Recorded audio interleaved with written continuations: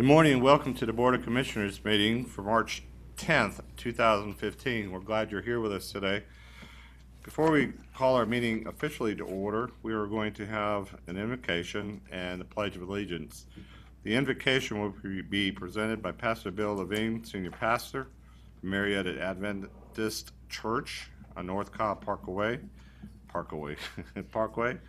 followed by the Pledge of Allegiance to be led by Deputy Greg Smith, who has been employed with the Cobb County Sheriff's Office since September 2008 and is currently assigned to the Detention Division. For those that wish to do so, please rise for the invocation and the pledge. Are you okay? You need a cup of coffee. Invite you to bow your heads. Lord in heaven, this morning we ask for your blessings on this meeting.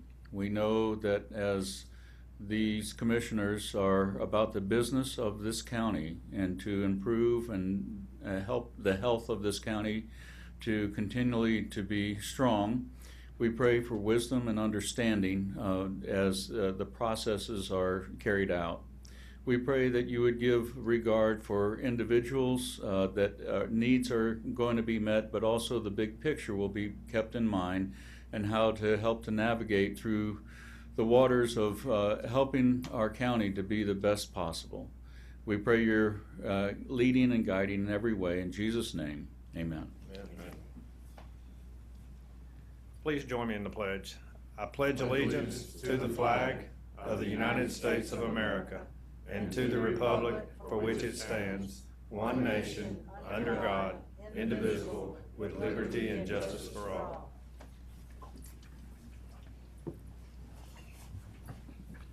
Thank you, Pastor and Deputy, for being here with us today. We'll now call this meeting to order and start with Tab 1. Tab 1 has two presentations. The first is to present a proclamation to the Cobb County Boys and Girls Clubs designating the month of April as Boys and Girls Club Month of Cobb County. For those folks that are here from Boys and Girls Club, would you come forward?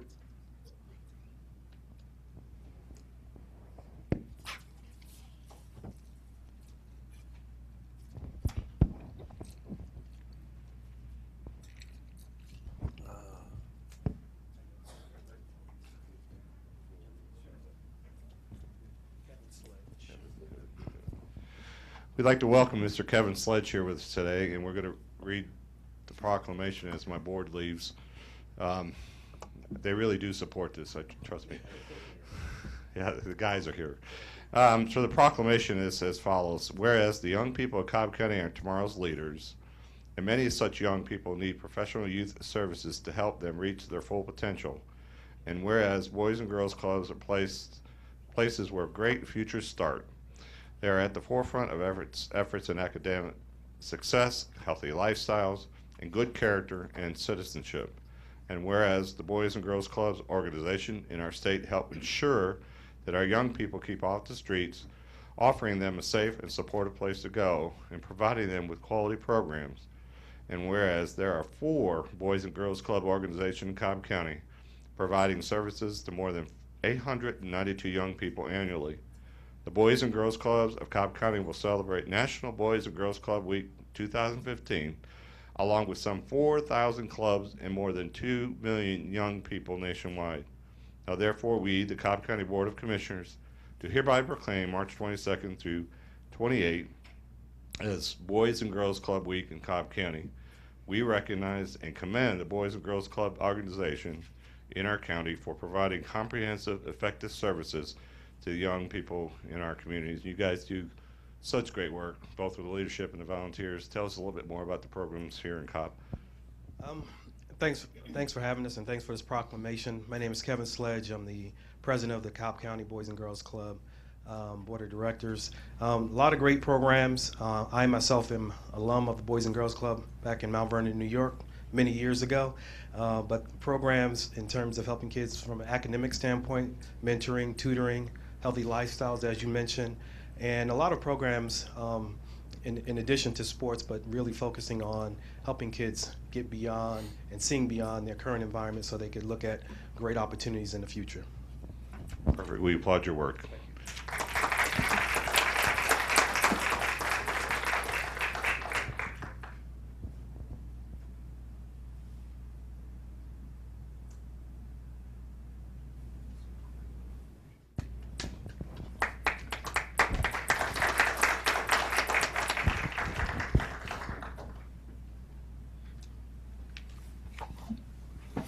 Second item is to present certificates of recognitions to the officers of the Cobb County Code Enforcement Division. Commissioner Cupid. Yes, if I can have the fine men and women of code enforcement come down here, appreciate that. Also, if any commissioners want to join me, I know I spoke to Commissioner Burrell, but you certainly are invited as we honor code enforcement. Not all at once now, not all at once.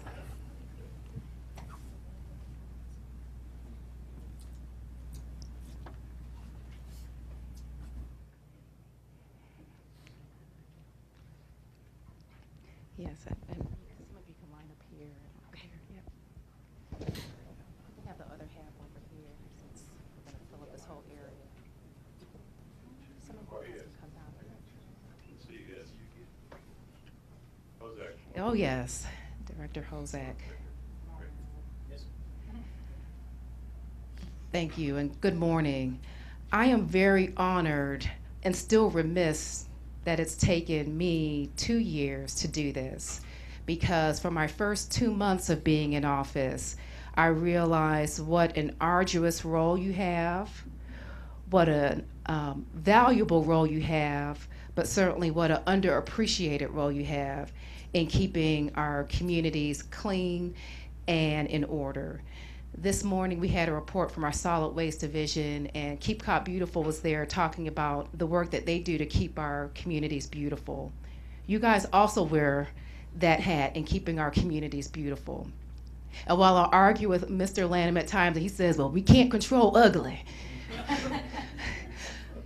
You guys still do a lot to make sure that Cobb looks good. And you make us look good, because when our constituents call, it's not us that's going out there and fixing these issues, it's you.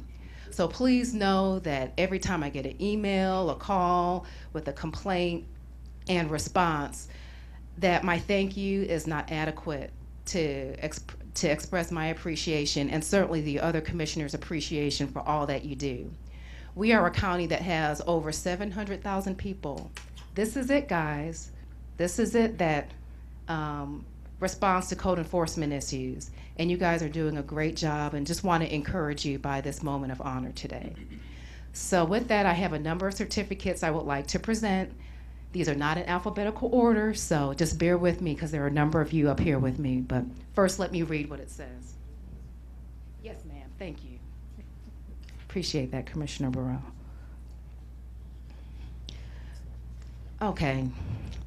The Cobb County Board of Commissioners thanks you and the rest of the Cobb County Code Enforcement Division for the outstanding job your team does improving our quality of life by enforcing county regulations. As a result of your responsive and proactive work ethic, many successful operations have helped reduce and prevent code violations. This has been particularly true in Southwest Cobb. We honor you for your diligence and look forward to your continued work in our community to help make Cobb County the best for all. Thank you. So our first certificate this morning, and you'll just line up here in front of us, is for Mr. Jonathan Clark. And thank you, Jonathan, for all you do. You're welcome. You can just come right here, and then I'll have everybody. Brent Farrell.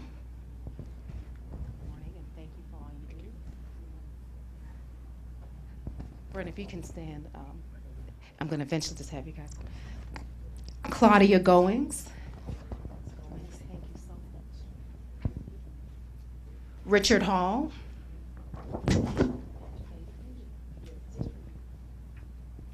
Dwayne Hepler. Thank you. Jerry Lanham. Thank you, Jerry, for all you do. David Miller. David, thank you so much. Appreciate it. All right, we'll work it out. Linda Miner.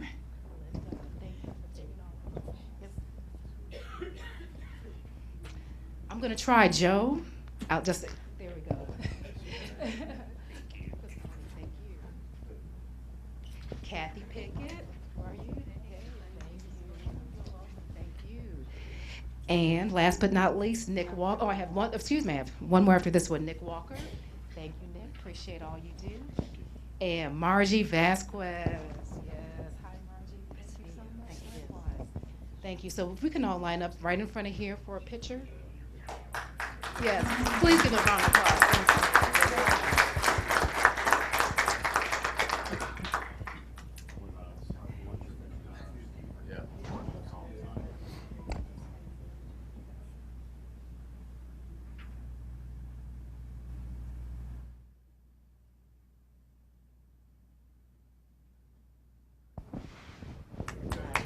You're welcome. Thank you. I didn't recognize our dearest Rob Hozak, who leads that team. Thank you, Rob. You're welcome. Thank you.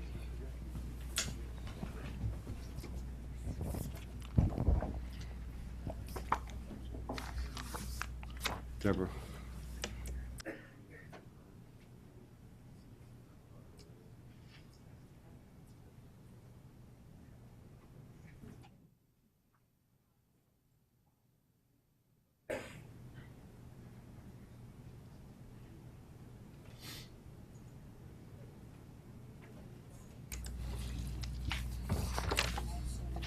Tab 2 is Transportation Director DeMassimo. Mr. Chairman, County Commissioners, and County Manager, we are requesting that you conduct a public hearing prior to expending more than $100,000 to secure engineering design services for the renovation of the Cobb Community Transit Bus Fueling Station. We are eliminating the bus wash facilities and we'll be doing it separately. In 2002, the Cobb Community Transit CCT Bus Fueling Station was constructed at the CCT maintenance facility on Commerce Park Drive. Outdated technology has become an ongoing maintenance issue at this facility, creating environmental safety and security hazards. The CCT maintenance facility renovation project will require design services to determine renovation requirements of the existing bus fueling station to resolve current safety, security, and environmental concerns. Renovations will also include replacement of the emergency generator and removal and disposal of existing equipment as required. We request that the Board of Commissioners conduct a public hearing prior to expending more than $100,000 to secure engineering design services for renovation of the Cobb Community Transit Bus Fueling Station. Thank you. We'll open up the public hearing. Is there anyone wishing to speak on this particular item? Please come forward. Seeing and hearing none, the public hearing is closed. Thank you, Director. Thank you, sir. Tab 3, Community Development, to conduct a second public hearing to solicit comments and input on amendment of Chapter 134 of the Cobb County Code. Good morning, Dana. Good morning, Chairman. My name is Dana Johnson with Cobb County Community Development. I am here to ask you to hold a public hearing and consider changes to 134-1, the definition for building line. Its first public hearing on this particular amendment was heard on February 24th of 2015. We are asking for you to conduct the second public hearing on this item, which will then provide you the opportunity to decide on its future. Thank you, sir. We'll now open the second public hearing to solicit comments and input on the amendment of Chapter 134 of the Official Code of Cobb County. Anyone wishing to speak on this item, please come forward. Seeing and hearing none, the public hearing is closed. At this point, I believe staff's recommendation is to move forward with a motion to approve the revision as presented. Sir. Thank you. Commissioners, I will bring forward a motion that we approve the revision to Chapter 134, Article 1, 134-1 definitions as it relates to building line definition as presented by staff. Is there a second? There's a second. Any comments? Call the question. That motion carries 5-0. Thank you, Mr. Johnson. Tab 4 is our public comment. Yes, you have two speakers. The first is David, I believe it's Burgobine.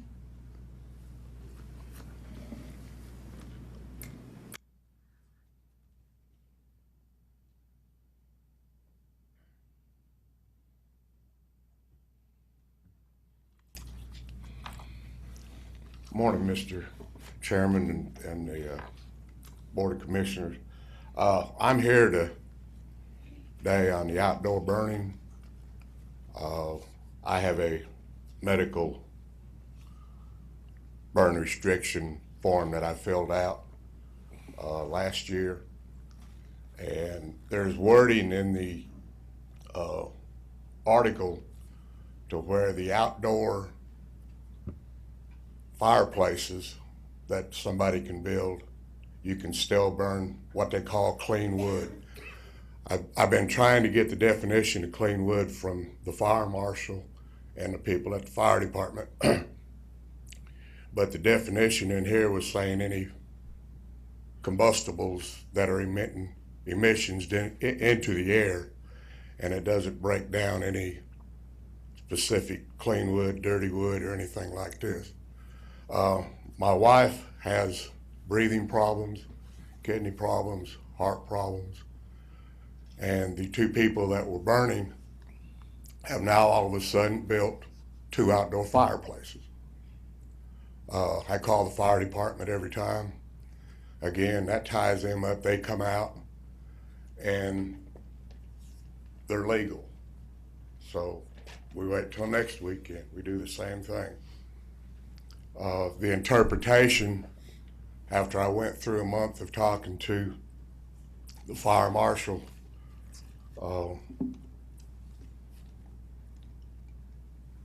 Westbrook, he said it was the way y'all wrote the law and left this as an open end to where people could still burn in a medical burn ban area. If there's any way we can correct this problem, if you would look at it, I would appreciate it, and my wife would appreciate it. In 2009, she got sick, and these are her medical bills of almost almost $750,000. She had to retire from her job at the IRS for 27 years, and it took us 1.5 years to get her back on her feet, because when she was intubated, she lost all her bodily movements, functions, and everything. The lungs, without the lungs, we don't function. And I don't, it's when I filled this form out, it didn't say and or, but if, it just said no burning within 1,000 feet of a radius, which was picked by the fire marshal, and said should not be exposed to outdoor burning within 1,000 feet. So I guess I just need some help. I would like for y'all to look at it. Chief Kreider, my last talking to him last was when we was on the phone, when I was reading to what I understood. He says, well, it's open to interpretation. You may read one thing, you may read it one way, and you may read it one way. Well, why is this, or how can it be? Why can't we have a set rule of no burning if you're in a medical burn ban? And if you have any questions about the medical burn ban or the individual, then investigate them. See how bad they're off. But this here will cost my wife her life if I don't get it fixed. We're going to stay here in Cobb County. We've been in Cobb County. I'm retired, so I'm taking full care of her. She's on oxygen 24 hours a day, and she walks around with a bottle of oxygen. And most of our time is spent in the house. I have air purifiers in the house. And you're not going to keep out smoke that's 200 foot away when the wind blows from the northwest right into your house or around your house. But again, like I say, it's awful suspicious that 2 people right across the street that were turned in for outdoor burning of trash all of a sudden have outdoor fireplaces, and they're legal. And there's nothing I can do about it except walk up and down my yard with a sign maybe and say thanks for killing my wife. So if I could get your help on this, I'd appreciate it. Thank you, Mr. Chairman, and thank you. Thank you, sir. Do you know who your district commissioner is? Sir? Do you know who your district, which one of these are your where do you live? Commissioner Cupid. Okay. If I could do this, if I could direct the county manager to get with the public safety director and Commissioner Cupid and take a look at this situation, and I'm sure the county manager will come back with a recommendation for us. I appreciate that. Thank you so much. Thank you. The next speaker, please. Your next speaker is Helen Gorham.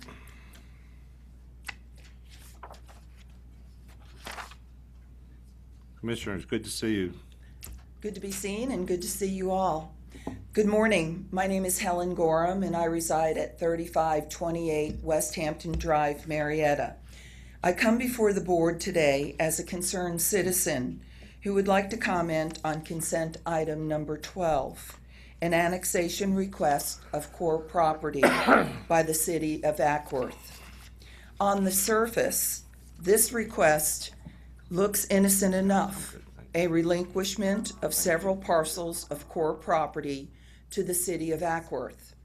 However, the ramifications of this action go far beyond the recreational use of this area.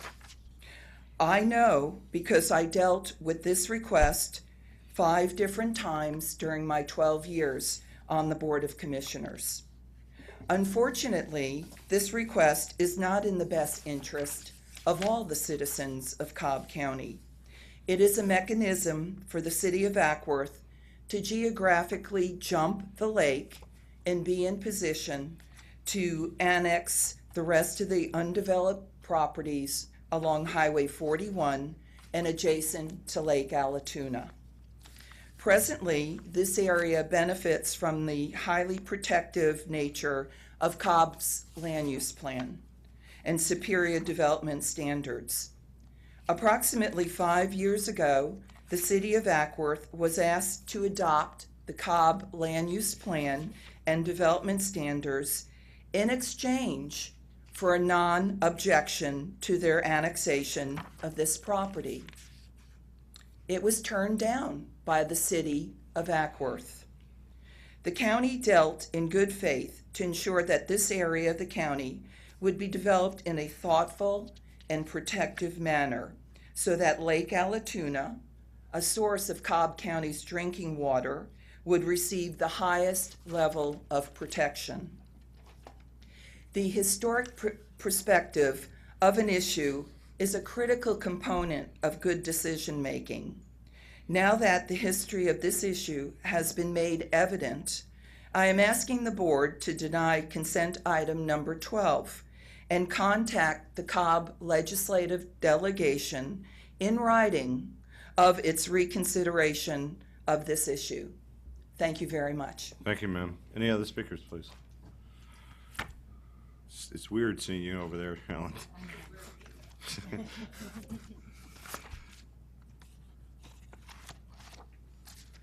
So that will take us to tab 5, which is our consent agenda. The first thing I'd like to do, Commissioners, with the approval of the District Commissioner, is to pull item 12, it's just referenced by Commissioner Gorham for future consideration, so we can have a chance to look at it a little bit better. And I appreciate the Commissioner for being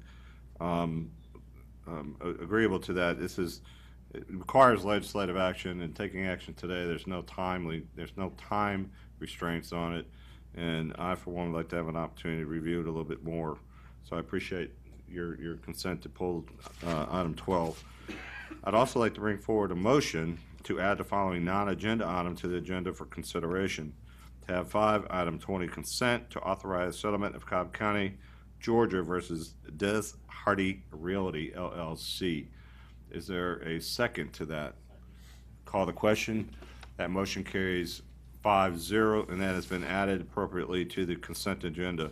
I'll now bring forward a motion that we approve the consent agenda as revised and authorize execution of the necessary documents by the appropriate county personnel. Is there a second to that motion? Is there a second? Any comments? Call the question. Motion carries 5-0. Thank you, Commissioners. That takes us to tab 6, transportation.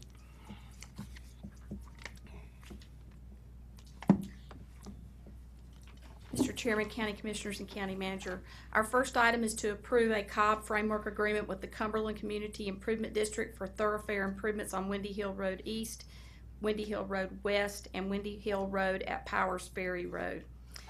These are approved thoroughfare improvement projects in the 2011 SPLOST Transportation Improvements Program, Windy Hill Road at Powers Ferry Road is an approved thoroughfare improvements project in the 2005 SPLOST Transportation Improvements Program.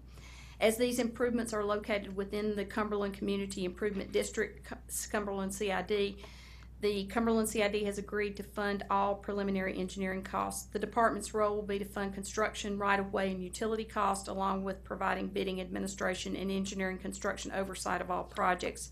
Per the terms of the Cobb Framework Agreement, the Cumberland CID will also be responsible for funding a portion of the Windy Hill Road at Powers Ferry Road construction cost in an amount not to exceed $1 million.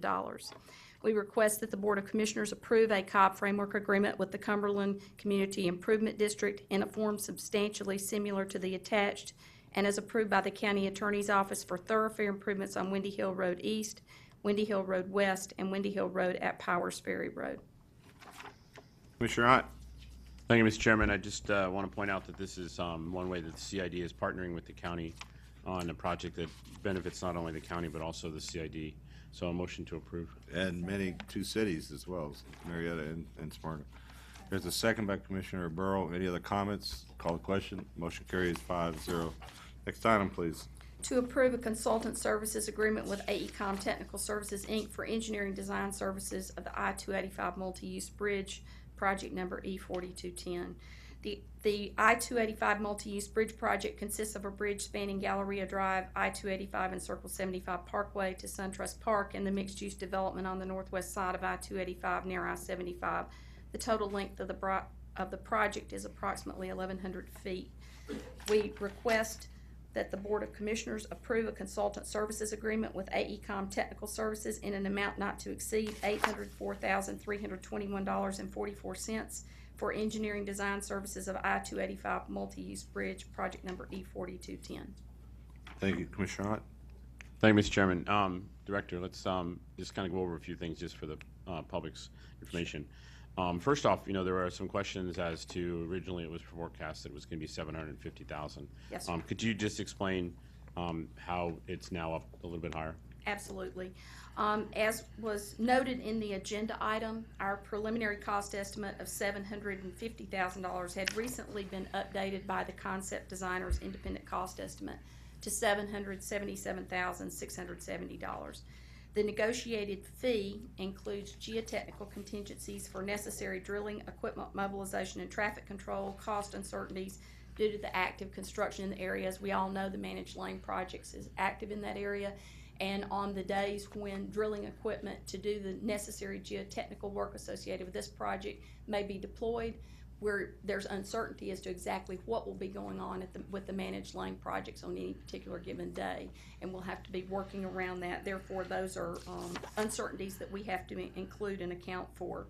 In addition, there's Well, let me interrupt real quick, just so those fees, that additional money may not actually be spent. That's absolutely It's actually correct, sir. contingency money that's being put in there. That's absolutely Okay. correct, sir. Additionally, there's an early completion incentive of 2% offered if deliverables are made such that construction bids are opened by October 8th, 2015. That would give us an extra month of construction. Again, that is something that will only be paid if that deliverable date is met. Right, and one of the other questions that I've been asked is it possible for the AECOM to get that incentive but then have a higher cost? But like we just said, that there's the contingency built in, and also in order for any change on this contract, there would have to be a change order, which then gives the county the opportunity to potentially remove the incentive for early completion if it's at a higher cost. That would be correct, sir. And additionally, as you know, we actively and very diligently monitor all design and construction costs on all of our projects. And so I would suspect that that would be a scenario that would be highly unlikely to happen. Okay, and the final question is, I've had some folks ask me how the county can be using 2011 SPLOST money as the matching fund. So if you could just kind of go over that. Very good. In the 2011 and 2016 SPLOST Tier 1 thoroughfare component, the voters approved a federal, state, local match category. This category allows flexibility to seek partnership funding opportunities, which, as you all know, we've been very, very successful with, that develop over the term of a SPLOST. As this funding is in Tier 1, any partnership projects advanced are treated as such. Okay, thank you. With that, Mr. Chairman, I'll make a motion to approve. The motion and a second. Any other comments? Call the question. Motion carries 5-0. Thank you, Commissioner, and thank you, Director. Item 3, please. To approve project number E5030-TO number 02 to the 2014 Master Task Order Contract with Parsons Brinkerhoff, Inc. for transit planning services for the development of a Cobb Community Transit Route 25 implementation plan and Route 10 performance evaluation. We request that the Board of Commissioners approve project number E5030-TO number 02 to the 2014 Master Task Order Contract with Parsons Brinkerhoff in an amount not to exceed $89,596.16 for transit planning services for development of a Cobb Community Transit Route 25 implementation plan and Route 10 performance evaluation. Thank you. Which one of the commissioners would like to take this? Motion to approve. Second. Very good. Any comments? Call the question. Motion carries 5-0. Thank you for the teamwork. Thank you, Director. Tab 7, Public Services Agency. Ms. Helen. Yes, Chairman, Commissioners, County Manager. Our agenda is to authorize funding for preparation of architectural programming, schematic documents required for the 2016 State of Georgia grant application submittal for the proposed East Marietta Library. The East Marietta Library is included in the 2016 SPLOS projects for demolition and reconstruction. The Georgia Public Library Service has state capital grant funds that can be used to offset the costs for the county. The East Marietta Library is ranked number 4 for state funding consideration.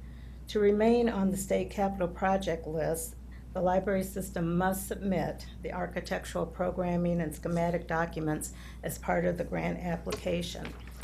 Therefore, we're asking the Board of Commissioners to authorize funding in an amount not to exceed $50,000 for the preparation of architectural documents, schematic documents required for the 2016 State of Georgia grant application, submittal for the proposed East Marietta Library, and further authorize the corresponding budget transactions.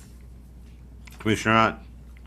Thank you, Mr. Chairman. I know the community has been waiting, well, longer than I've been here for this to come. Yes. And just for the commissioner's information, each step that has happened to this point is one of the requirements from the state, and the library has continually moved up the list. But what happens is if we don't do this agenda item, then we run the risk of coming off the list. And this library was built in 1967, and it's our 4th busiest library. So I'll make a motion to approve. Thank you, sir. And second? Second. Second. Call the question. Motion carries 5-0. Thank you. Thank you, Helen. Item 2, Mr. Cannon.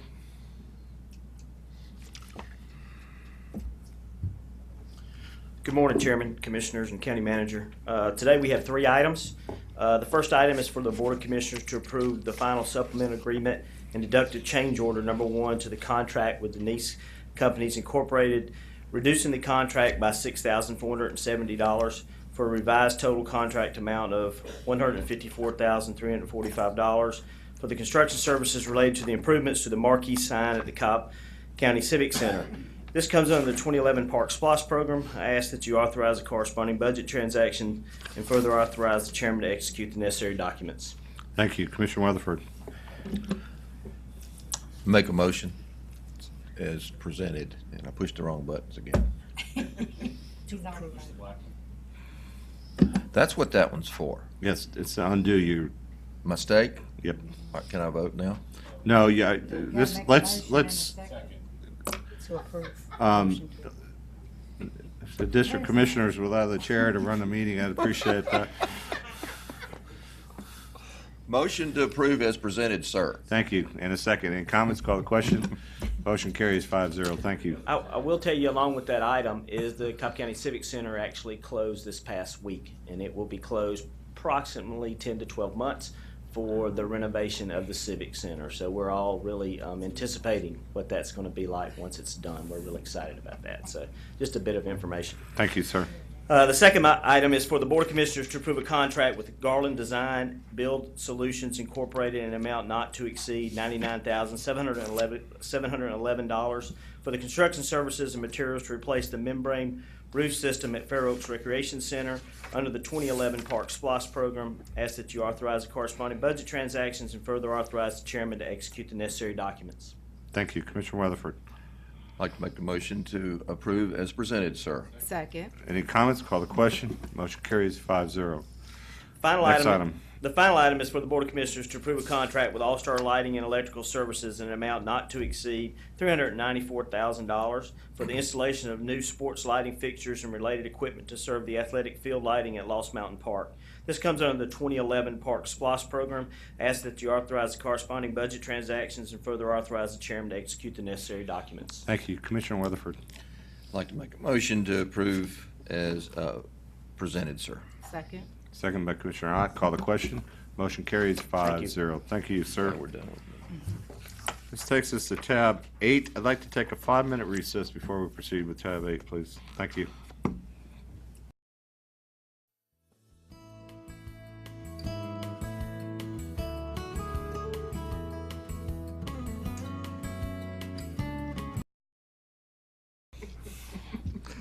Good morning and welcome back to the Board of Commissioners meeting for March 10th of 2015.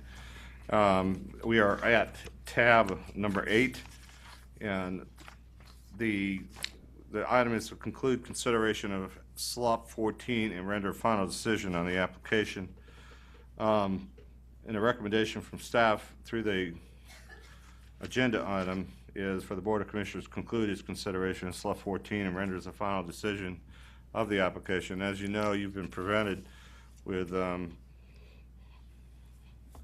decision for grant, a recommendation before the Board of Commissioners for a decision of the board to grant it and deny it. We'll need to bring forward a single motion to the intent of the board without dialogue. To that point, I'd like to just poll the commissioners as to where their intent is as a regard so that we can bring forward the appropriate motion. So I'll begin with Commissioner Ott. Commissioner Burrow. I'm in favor. Commissioner.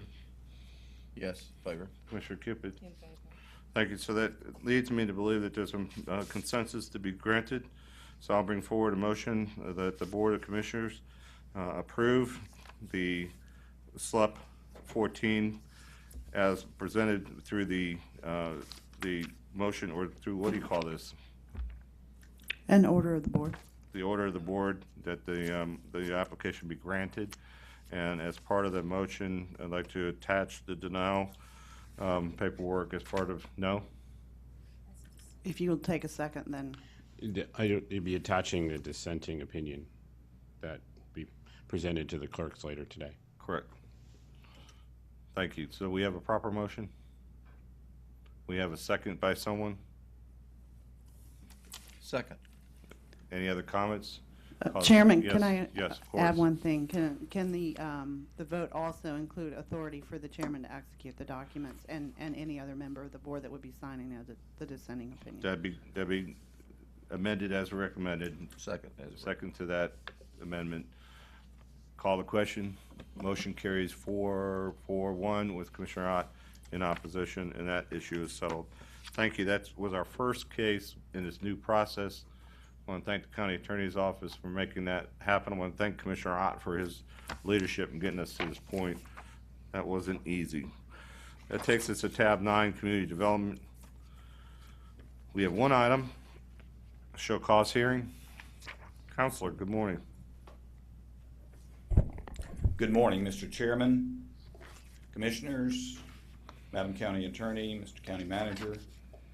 For the benefit of the licensee, my name is Sam Hensley Jr. I am the attorney for the Cobb County Business License Division.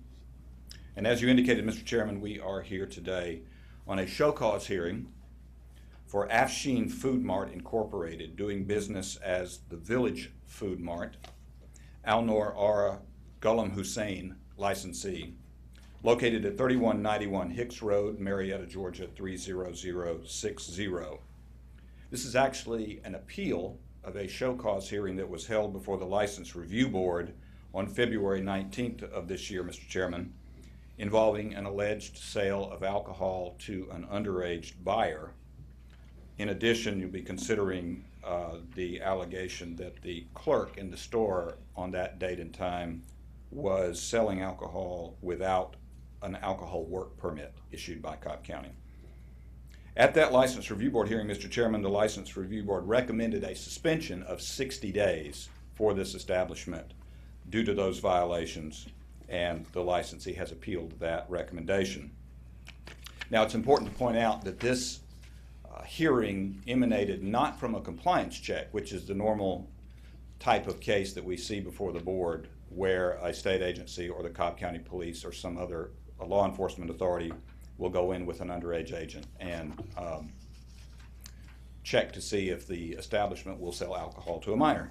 This resulted from a complaint that the police investigated, and we'll have the officers come forward to talk about the events of that evening.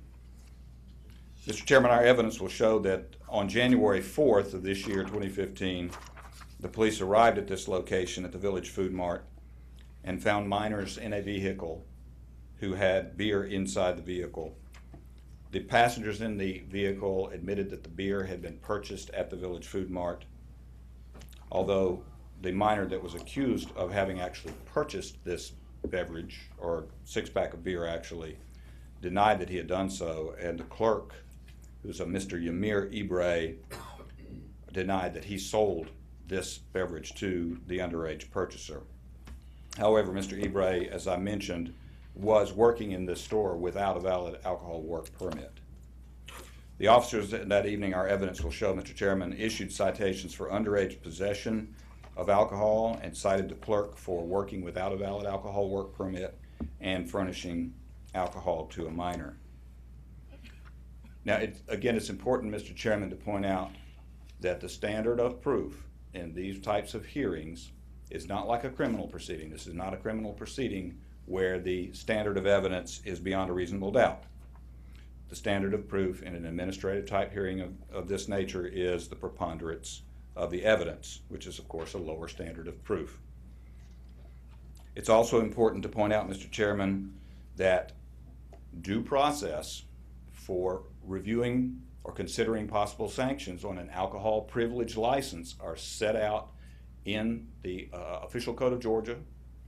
That is Section 3-3-2, and there are three elements to that. Number one, there must be ascertainable standards that the licensee must meet. In this case, the licensee must not violate any state or local regulation or law concerning the sale of alcohol. Number two, there must be written notice to the licensee of an alleged violation of those standards, which there has been. And number three, there must be simply a hearing before a board of this nature where the licensee is afforded the opportunity to present witnesses and testimony and evidence and to cross-examine any witnesses that the county may present. So it's important to bear in mind those are the standards. Once those standards are met, then this board is empowered to issue any sanctions that it may deem necessary regarding this alcohol license. The licensee is represented by counsel, Mr. Chairman, Mr. Jaffer. He may wish to make an opening statement, and then after that I will be happy to swear in all of the witnesses and call my first witness. Thank you, Mr. Chairman. Okay, before you leave this stand, Mr. Hensley, are we, Deborah, do we need to read what we're doing? I mean, this is, like you said, different than what we've done in the past. Are there charges and specifications that need to be read, or can they be waived by Mr. Jaffer? There are charges and specifications, and I'm happy to read them into the record if the licensee would like to do so. Mr. Jaffer? Do you waive the reading? Let the record reflect that he reflects that he, and Mr. Jaffer, you come forward if you got any opening comments to make. And just for the record, if you would just affirm while you're in front of the stand that you waived the reading.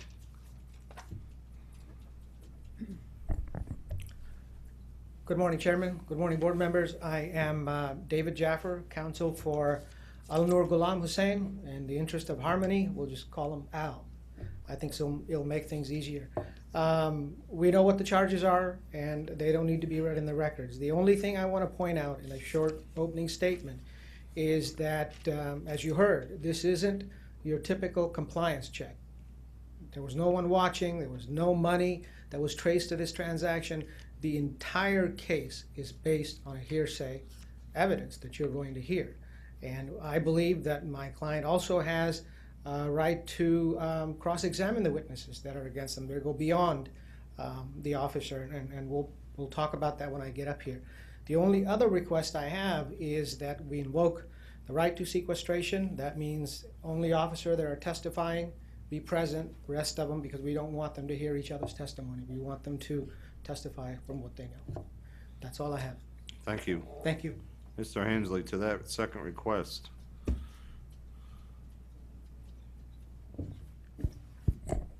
I do not have an objection to that, Mr. Chairman. If I would first swear in all the witnesses en masse, so we've taken care of that. And then if it's the board's pleasure to excuse the witnesses until they are called to testify, that's certainly fine by me. You concur, Ms. Dance? Thank you. If you'd swear them in, please. If you will be testifying in this hearing or believe that you may be testifying, would you please come forward, stand, and raise your right hand? Do you swear or affirm the testimony you're about to give before this proceeding shall be the truth, the whole truth, and nothing but the truth? If so, say, I do. I do. Thank you. You may be seated. Thank you. Board, I'm inclined to grant Mr. Jaffer's second request for sequestration unless there's an objection. I see none. If we would go forward and do that. I will be happy to. And first of all, Mr. Chairman, if I may sound, is Jennifer Coronado here in attendance anywhere? I do not believe so. So I'm going to call Anthony Argano first as my first witness. If the other witnesses would please step out into the foyer or into the lobby area until you're called, I would greatly appreciate it. Thank you.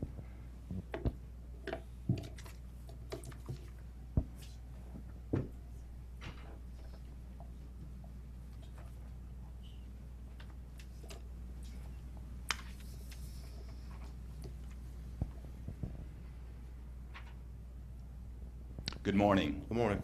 Could you please state your full name for the record? Anthony Argano. And Mr. Argano, where are you employed? I'm employed with the Cobb County Police Regulatory Permits Unit. Okay. And what is your rank? Are you a detective? Detective. Detective. And what is your role? What are your responsibilities and duties with the Regulatory Services and Permits Unit? We regulate taxis and also the alcohol sales, employees getting alcohol permits. Okay. And alcohol licenses as well? Correct. Would you review applications for that? Correct. And how long have you worked in that department? About 7 months now. Okay. And where did you work prior to joining that unit? I was down at Precinct 2 for about 11 years. And what did you do in Precinct 2? Uniform patrol. Okay. And Detective Argano, are you familiar with the Village Food Mart that is the subject of this hearing today? I am.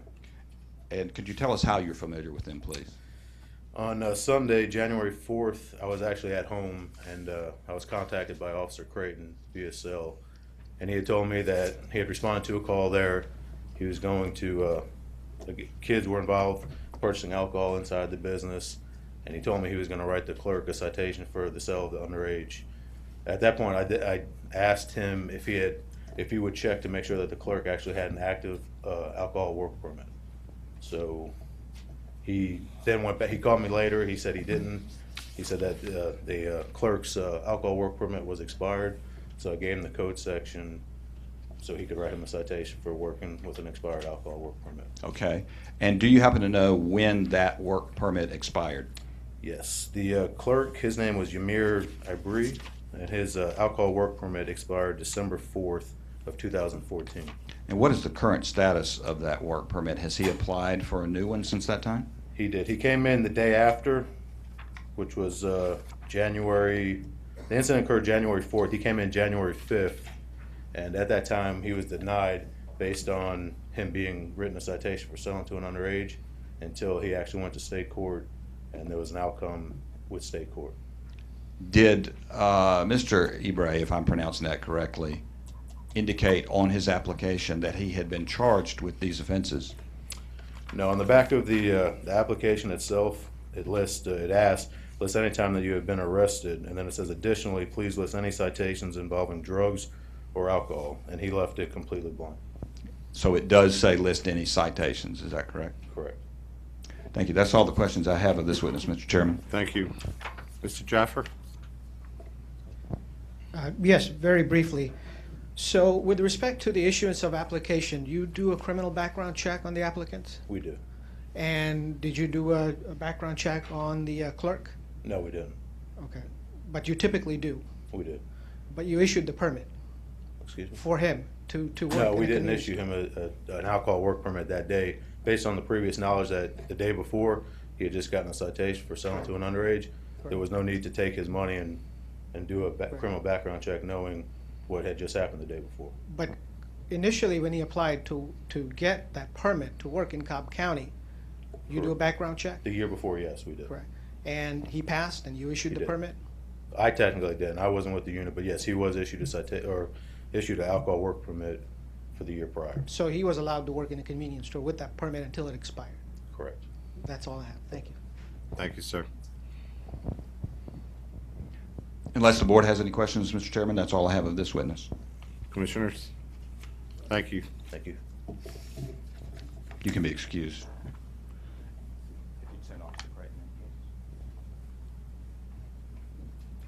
Mr. Chairman, next I would call Officer Andrew Creighton to testify.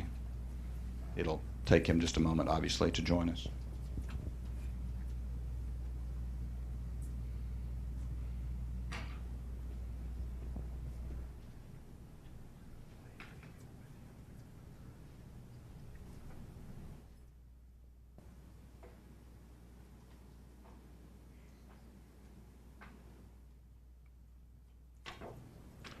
While we're waiting, Mr. Chairman, while Officer Creighton is testifying, we are going to be playing a video Yes, sir. of this stop or this investigation that the police conducted on this date and time. If Mr. Jaffer, you have any comment you want to make about that before we proceed, we should probably deal with that now. Thank you. We would object to that video. We've sent a open record request to the police department, and we were denied a copy of that video, specifically dash cam. Since it was brought up in LRB, we thought we were entitled to it. We would have liked to seen it beforehand, but we were denied that request. So for that reason, I suggest that you not allow them to play it. Mr. Chairman, videos, particularly of open police investigations, are specifically excluded from the Open Records Act. They do not have to be disclosed in situations like this. So I would ask that we be allowed to play the video. Thank you. Unless objection, huh?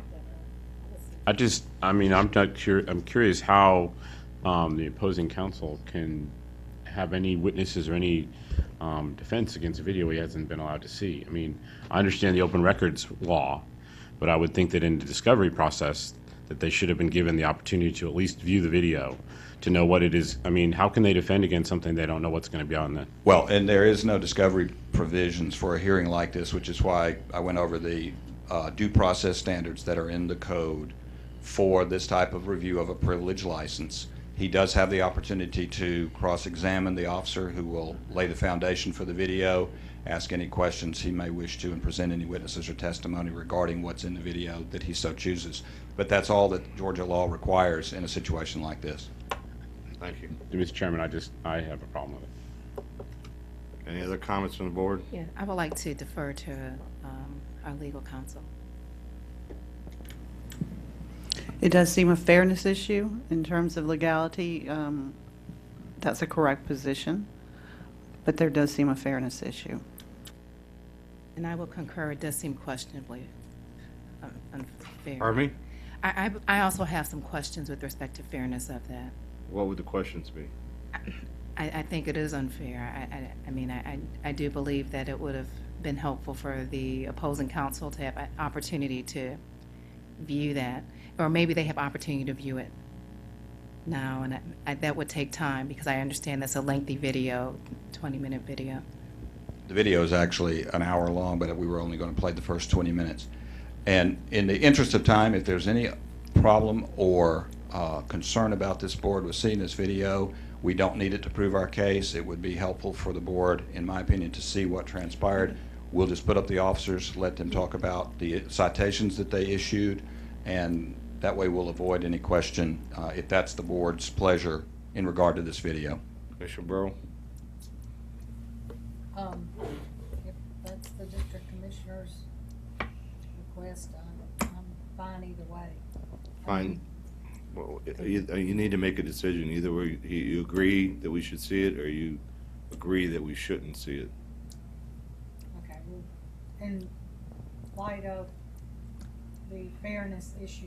I know we're abiding by the law, but in all fairness, we haven't seen it either, and we have to make a decision here today. But with respect to the defense, I'll agree not to see it.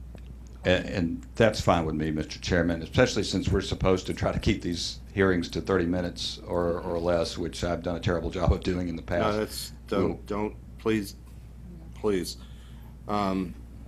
Commissioner Weatherford, what are your thoughts? Well, personally, I'd like to see it because it would help me make my decision, but I defer to the board. It seems to me a consensus that we not show the video, so let's move forward. Very good, Mr. Chairman. Officer Creighton, take the stand, please. May I ask a question of counsel at this time? Do you have a continuing objection to folks who have testified remaining in the room after their testimony? I know we have one witness and he returned to the room, but Only if they're not going to be called back again, because the name of theirs is called back again, so there's no indication. Can y'all just clarify after each witness whether or not? Sure. It is possible that any witness may be called for rebuttal. So if that's an objection, then they should stay out of the room. Thank Okay. you. Okay. Thank you.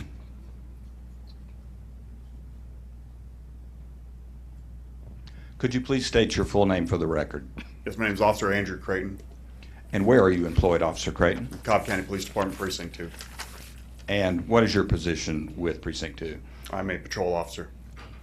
And are you also a training officer, is that correct? I am. And what does that entail as far as training other officers? When the recruits graduate the academy, they come out for field training and they are assigned to a field training officer, which we take them through for 50 days or 50 plus days of training on the job. And how long have you been with the Cobb County Police Department? Since 2010. Okay. And Officer Creighton, are you familiar with the Village Food Mart that is the subject of this hearing today? I am. And how are you familiar with that establishment, sir?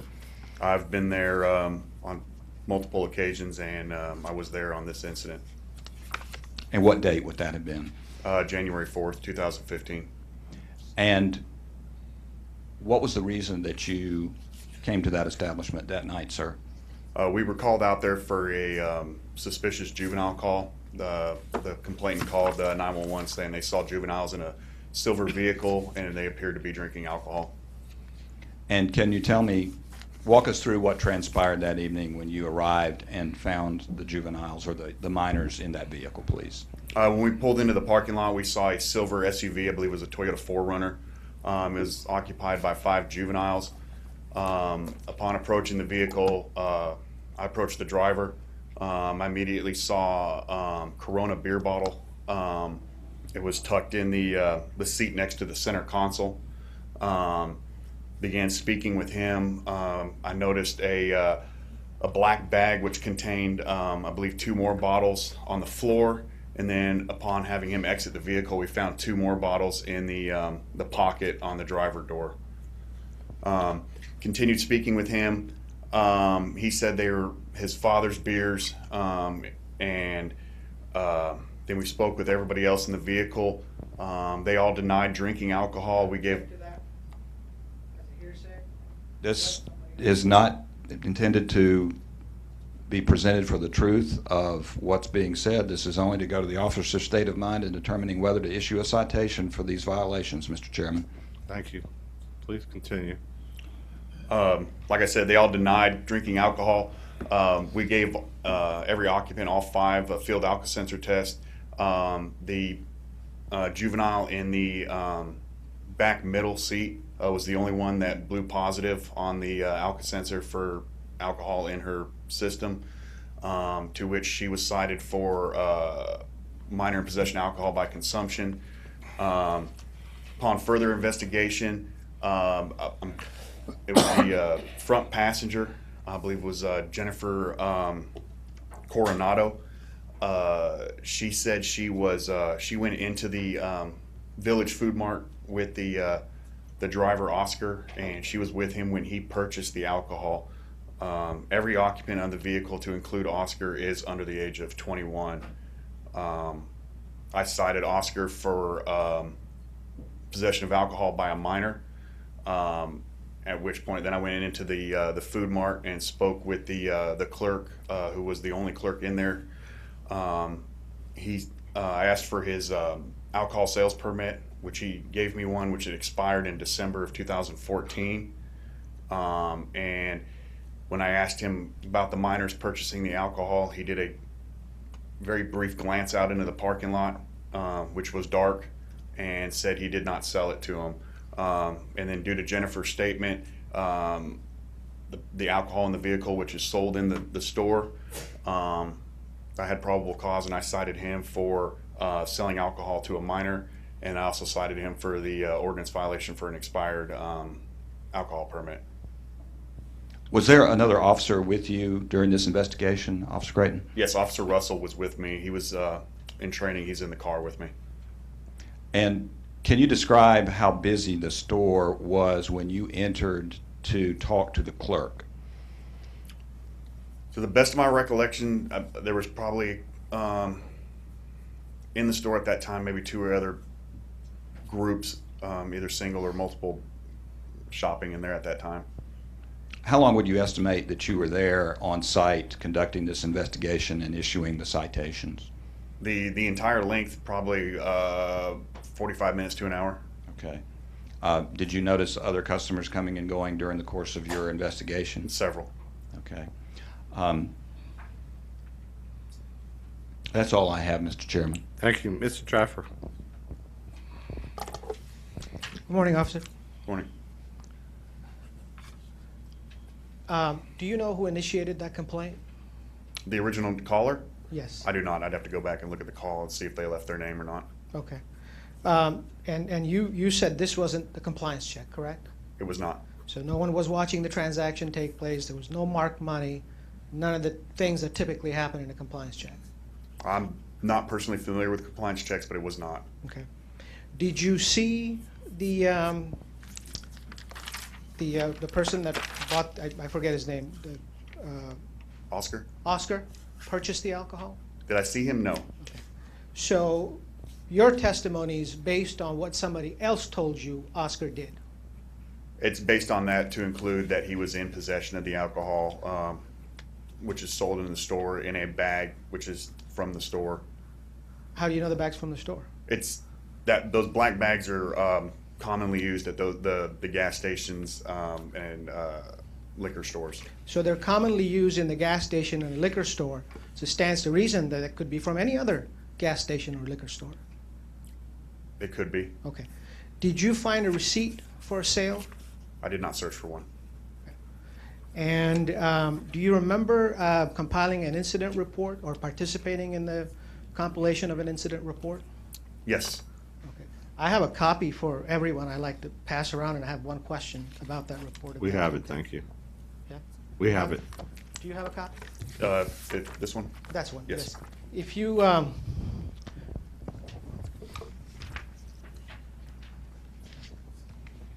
could turn to page 2 of that report. Okay. In that middle of the paragraph. Did you write this report, sir? Officer Russell wrote it, Okay. and I was with him when he wrote it. And right in the middle of the paragraph, it says, "We asked Oscar where the alcohol came from, and he said his dad left it in the vehicle." Is Yes. that what he told you? Yes, But that's not what everybody else told you, but that's what he told you. that's what he told me, That's yes. where the alcohol came from. Yes. And that's all I have. Thank you, sir. Thank you. Any questions from the board for Officer? Commissioner Cupid. Yes, Chairman, thank you. Just a clarifying question, because now bringing up names of specific people in the vehicle, I'm getting a little thrown off. Okay. There were 2 people in the front. There was a driver named Jennifer. There was a passenger next to her. No, the driver was Oscar. The driver was Oscar. Yes, he was the only male. The other 4 were females, and Jennifer, to the best of my recollection, she was the one up front. Mhm. And then she had a sister who I believe was directly behind her. Okay, and I thought that you shared, and if you could clarify, that the driver did state they purchased the alcohol from inside the store? No, the driver, Oscar, told me that his father left the alcohol in the vehicle. Okay. But like I said, I was on the floorboard It was in the door, it was stuffed in the driver's seat, and it was still cold. Okay. Jennifer, who was up front, she told me she was with Oscar when they went into the Jennifer's- store okay. and was with him when he purchased it. So she's the one that said that Yes. she wouldn't, okay. Thank you. Yes, ma'am. Commissioner I Ryan. have a question on that. Yes, sir. Did she make a sworn statement to that, or is that just something she said in the car? As far as like writing it down That- sworn? yeah, I mean- No, it was just interviewing her. And it's like, it was recorded on the video and on the audio. Okay, but she's not here today. I don't believe she is. Okay. But the video would show that she said that. If it's not directly on video, it would be on the audio. Thank you. If she's off camera angle. Is that Commissioner what- Burrow. Yes. Were there cameras inside the store? There- At there- the cash register? Yes, there was video inside the store. When I spoke to the clerk at that time, he did not have access to pull the video or review it or anything like that. And we have no access to that later? We never had access to that? The last board hearing, the store owner said he reviewed it and he just didn't see anything. And to the best of my recollection, there was no copy made. Okay. And the Oscar and Jennifer and the folks in the car, were they parked in the parking lot of Village? Yes. Convenience store? Thank you, that's all. Thank you. Yes, ma'am. Any other questions? One quick question. Commissioner Weatherford. Do you recall, I don't see it in the report, where the driver lives, proximity to that? He-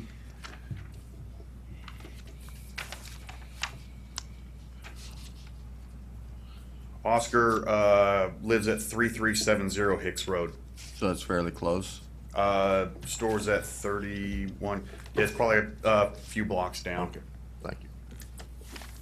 Thank you. Counselor. That's all I have, Mr. Chairman. Thank you. I have no further witnesses at this time. We do have Ms. Richardson available if later on there's a question about, I know there's been some inquiry about the types of sanctions that have been issued against alcohol licenses, but at this point, I have no further witnesses. Thank you. So, Mr. Jaffer, do you have any witnesses you'd like to bring forward? Just Al, if you don't mind. As long as Al provides his full name when he gets up, that'd be great. I'd be grateful. Hi, Tell us everybody. your full name. Sorry. Hi, my name is Al Noor Ghulam Hussain. I'm the owner over there at the 3191 Hicks Road. Thank you. Would you, for the clerk, spell your first and last name? My clerk, first name is Zimir and last name was Ibre. Could you spell them, please? Yimer and last name Ibre, Ibre. Thank you, sir. You're familiar with the citation? Yes, sir. When did you come to know about the citation? Next day. And how did you come to know about the citation? When I came next day, he told me that this thing happened, and I saw the video. He said police was there, and he just gave me the ticket around 7:30. I got the ticket, and I didn't sell anybody the beer and everything. I watched the video from 7 p.m. to 8 p.m. I didn't find anything in the video, so I thought maybe he's saying right. But when I go to the board of review, and they told me the incident happened at 6:37, and the police was there around 7, and between 7 to 8 police was there. So I watched the whole movie between 7 p.m. to 8 p.m. and I didn't see anything. And at the board of review, it was almost a month, and there is only recording for only 15 to 20 days maximum. They can hold the video recording. So you didn't record that? No, You didn't because- download it, you didn't save it? Why not?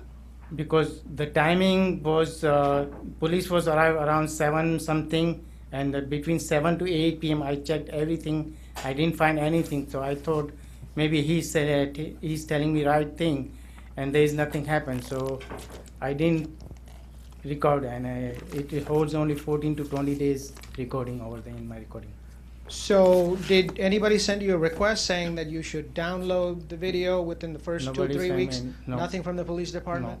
Okay. When you hired your clerk, did he tell you whether he had previous citation, his work history? Do you inquire about that when you hire people to work for you? We check the means that he's honest and hardworking and that, but we don't check the criminal record.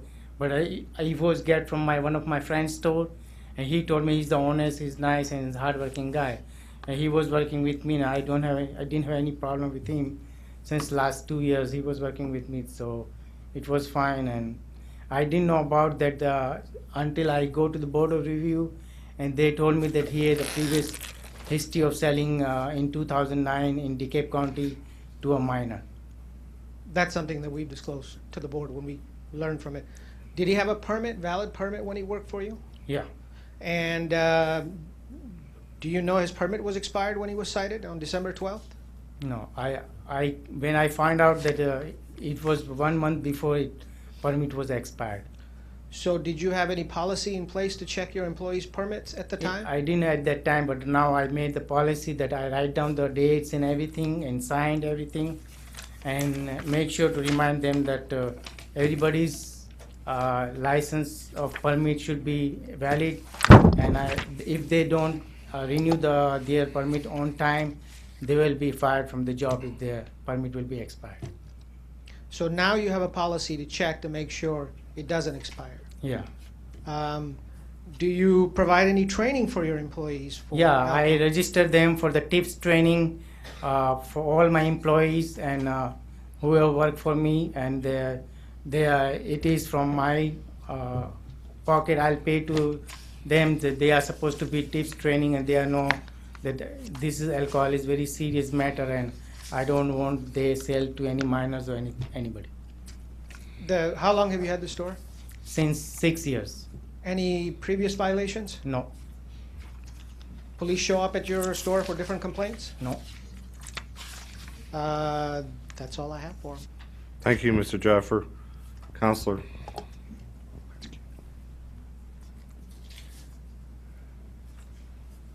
Mr. Ghulam Hussain, is that correct? Yes.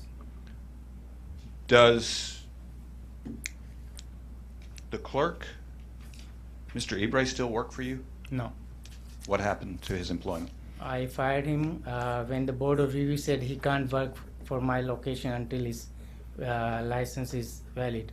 So next day when I talked with you guys, I fired him on the second day. Okay. You mentioned that you had training for your employees. Did you institute this training prior to January 4th of this year or after you got this citation? No, I give the training to all the employees, all the trainings that they are supposed to check the ID and all kind of things from age of 18 to 47, 45. I give them training when I hired all my employees. But the TIPS training is the thing I just recently registered all my employees, and this training is on 29th of the March, and I'm paying from my pocket to send them on the training. So, but you had not had that kind of training going on prior to this I just give them incident? training from my store, whatever I know. And you did not have a policy of checking permits prior to this I date? have the policy to checking the permit and everything, checking the ID, but not checking the permit. Yeah. No, that's what I'm talking about, the work permits. You did not bother to check your employees' work permits But they prior, are. let me finish the question. I'm sorry. Prior to January 4th of this year, is that correct? No. Were you there at the store at all on January 4th? No, I was not. Okay. Now, you mentioned a video Yeah. that you reviewed that, according to your testimony, showed there was no sale to the individuals that were in the vehicle. Yes. Did you know what the individuals looked like? I don't know, but according to my employee, they were parked by the side, all the way side by the trash can dumpster, and it's very dark on that side. And what they are doing outside, he doesn't know because he was alone and he was just watching inside the store. Okay. If somebody is doing something outside of my parking lot in the corner place, we are not 100% sure what's going on over there. Did anyone else review this tape with you? Or did you Me do it and yourself? my manager both reviewed together. You and the manager? My manager. But both not the reviewed. clerk, Mr. Ebrey? No. So my question, sir, is how would you know if these individuals purchased anything from the clerk if you didn't know what they looked like? Because if somebody buy anything from my store, I have the 4 cameras all around my counter, and we can easily see that somebody who is buying what is selling, everything we can see from the all 4 cameras, 2 from the inside and 2 from the outside and everything. Right. I checked each and everything. I didn't see any minor or anybody that they were talking about some Mexican guys or something. There was no Mexican people were there on the particular timing, and there was no 6-pack of Heineken was sold during that time. Okay. But you had the capability of downloading or preserving this video, Yes, correct? yes. And you chose not to do that. Because the timing was 7 to 8 p.m. and I checked everything between 7. He said police came around 7:30 and they issued me this violation ticket that I didn't do anything. You understand, and I assume you understood at that time, that if you sold or your clerk sold alcohol to a minor, you could lose your alcohol license. Is that correct? I know, sir. Or it could be suspended.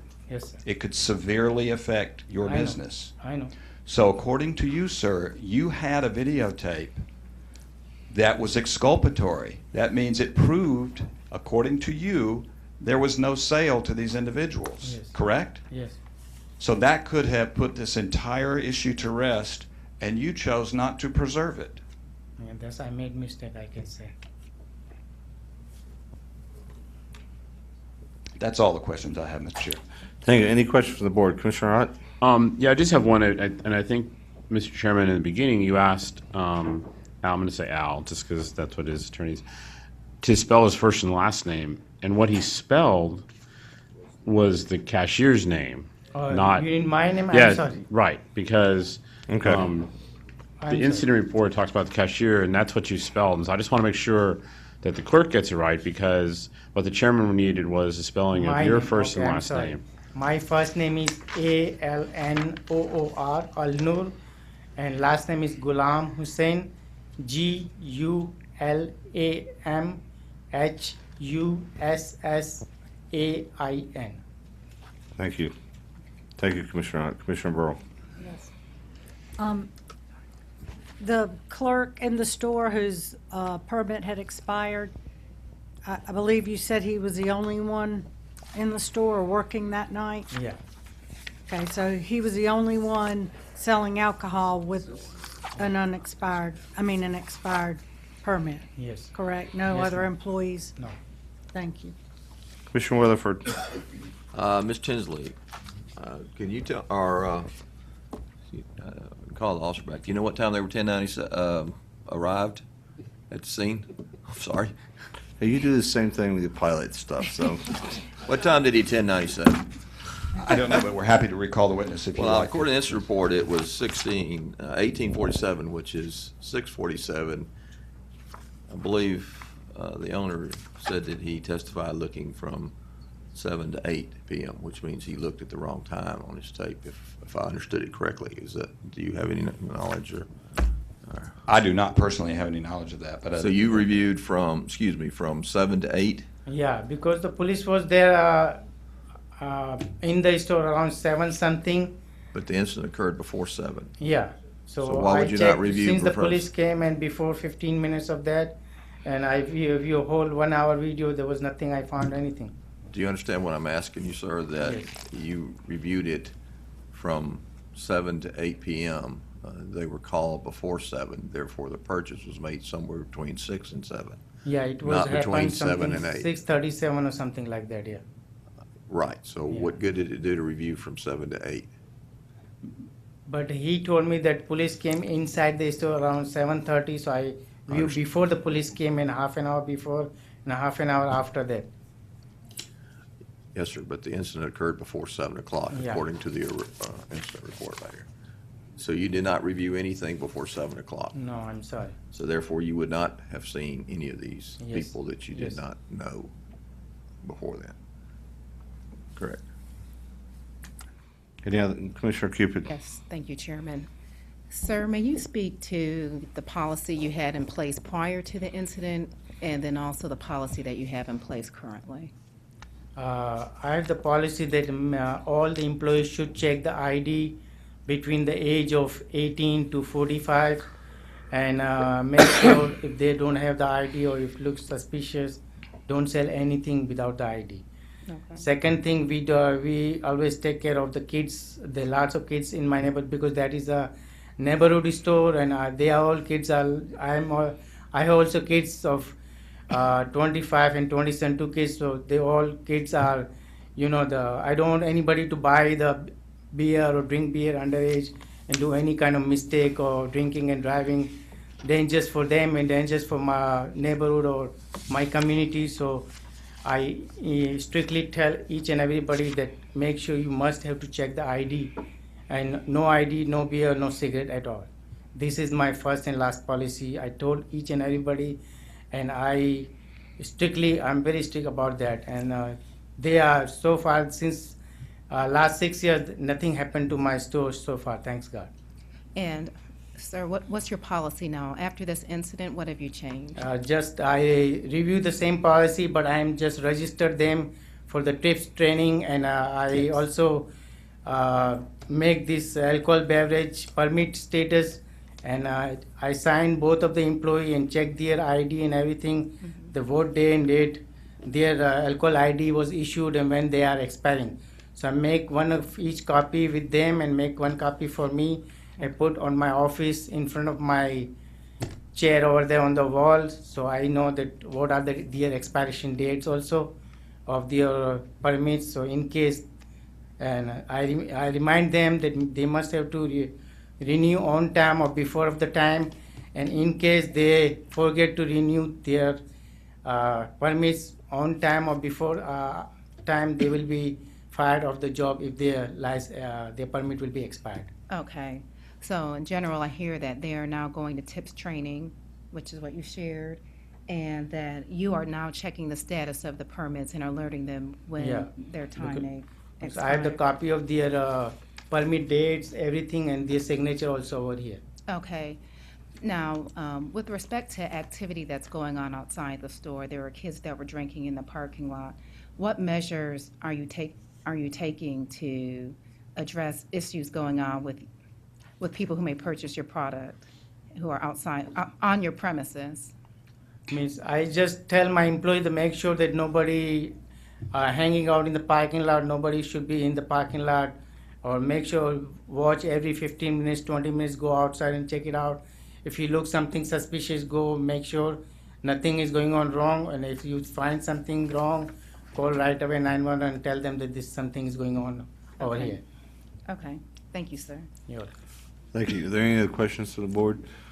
I just have two questions. Does your store sell Corona and Corona type beer? Yes. And do they use black bags? All, yes, we use black bags, but all the convenience stores use the black bags. I'm interested. Yeah, sure we you use have an the black opinion bag. about what anybody else did. I was asking We use the specifically black to bags, yours. yeah. Thank you, sir. Mr. Hensley. Or Mr. Jaffer. Mr. Hensley, Mr. Jaffer, whoever. I believe that's all the witnesses Mr. Jaffer has, is that correct? Yes. So I will waive opening and reserve closing statement if you're ready for those now. Okay, just a minute. Commissioner Cupid. Thank you, Chairman. I'm sorry, I have one more question for the owner. Have you had a compliance check in the past at your store? Compliance check? Yes, where an officer comes in, they try to purchase, I won't say an officer, I don't want to, there's And the some- sting operation you are talking about? Yeah. Somewhat, there's just a check to Something see like- yeah. whether or not you're going to sell alcohol to a minor. Are you aware of your facility ever having that kind of check before? I don't know, but nobody came over there and nothing happened in last 6 years history. Okay. Okay, thank you. Thank you. You can step down, sir. Thank you. Mr. Jaffer, just for the record, there's no other witnesses? Okay, would you come forward and make your closing statement, please?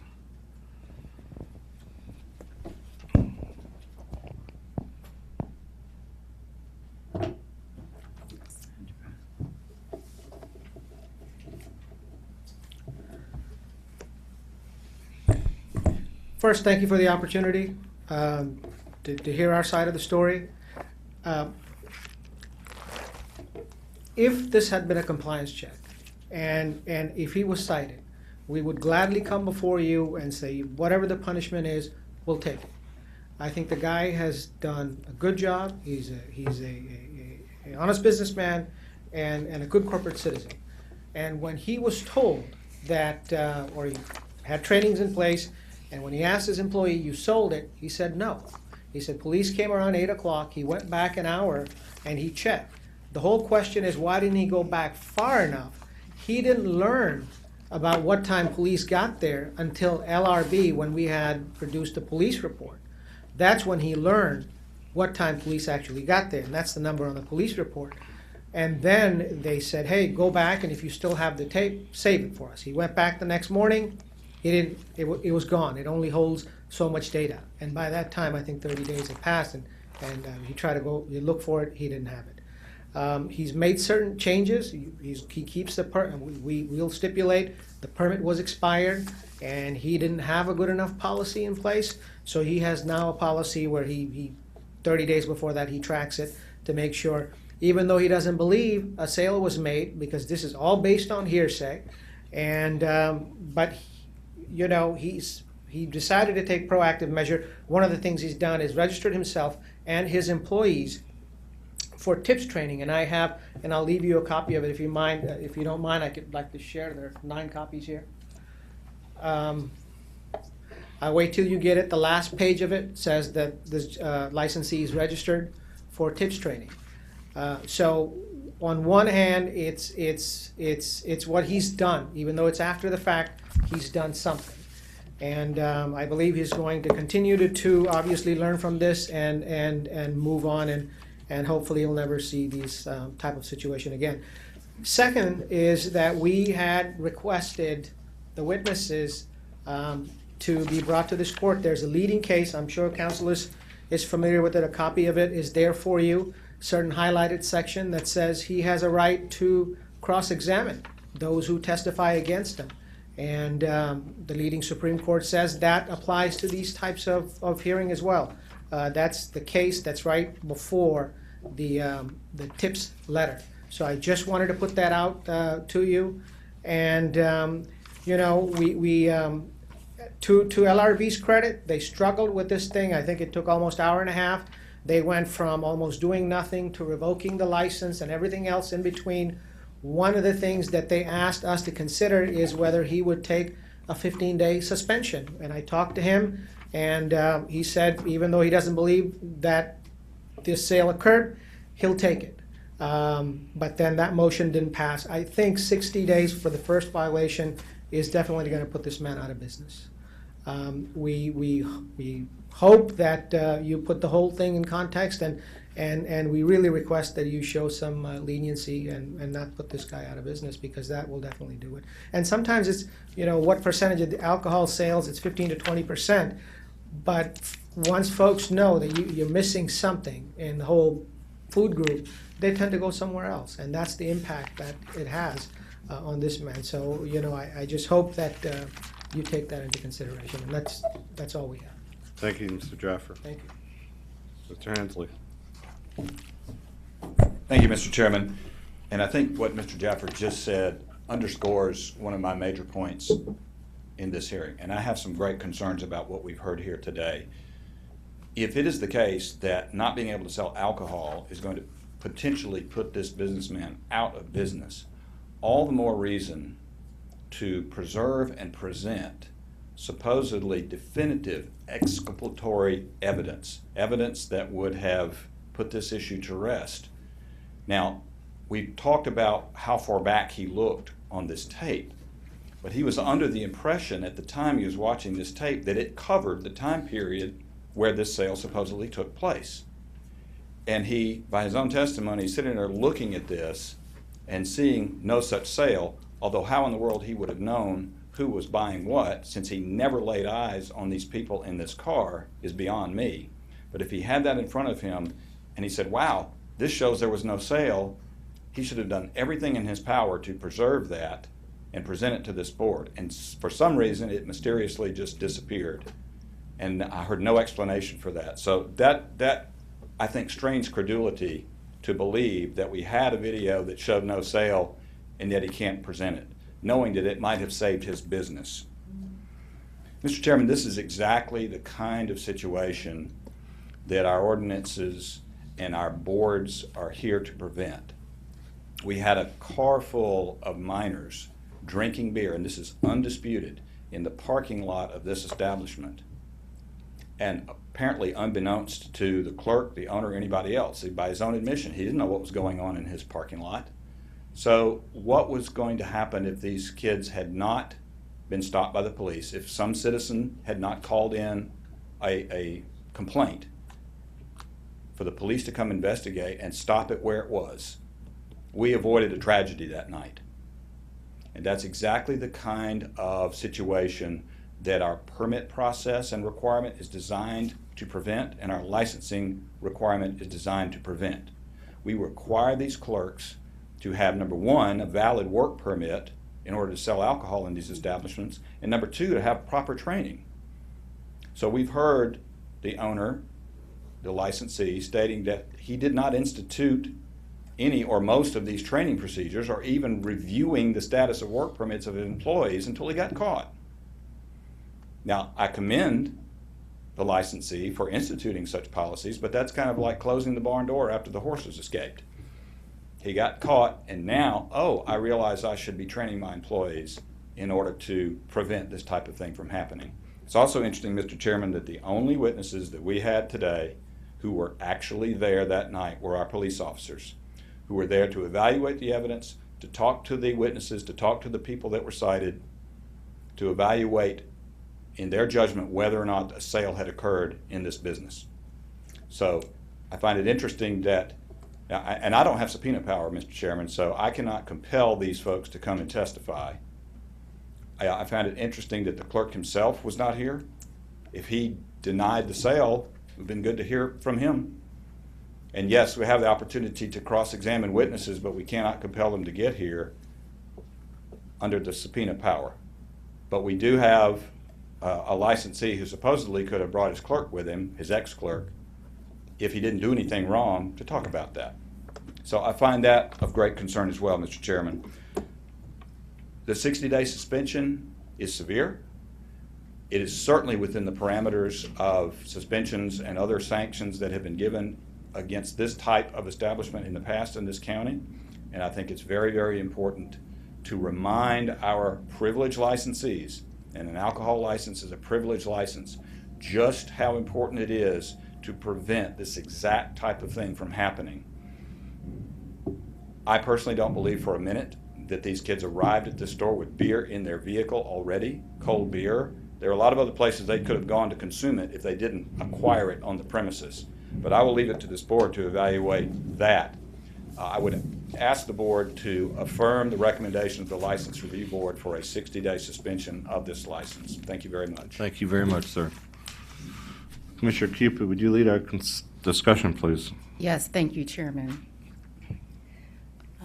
I would like to agree with what Attorney Hemsley shared, that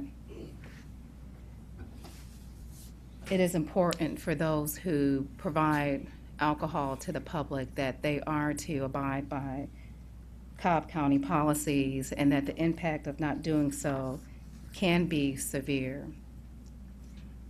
Yet I am also greatly concerned at how this particular store arrived at this point of which we are today, of being subject to a 60-day suspension.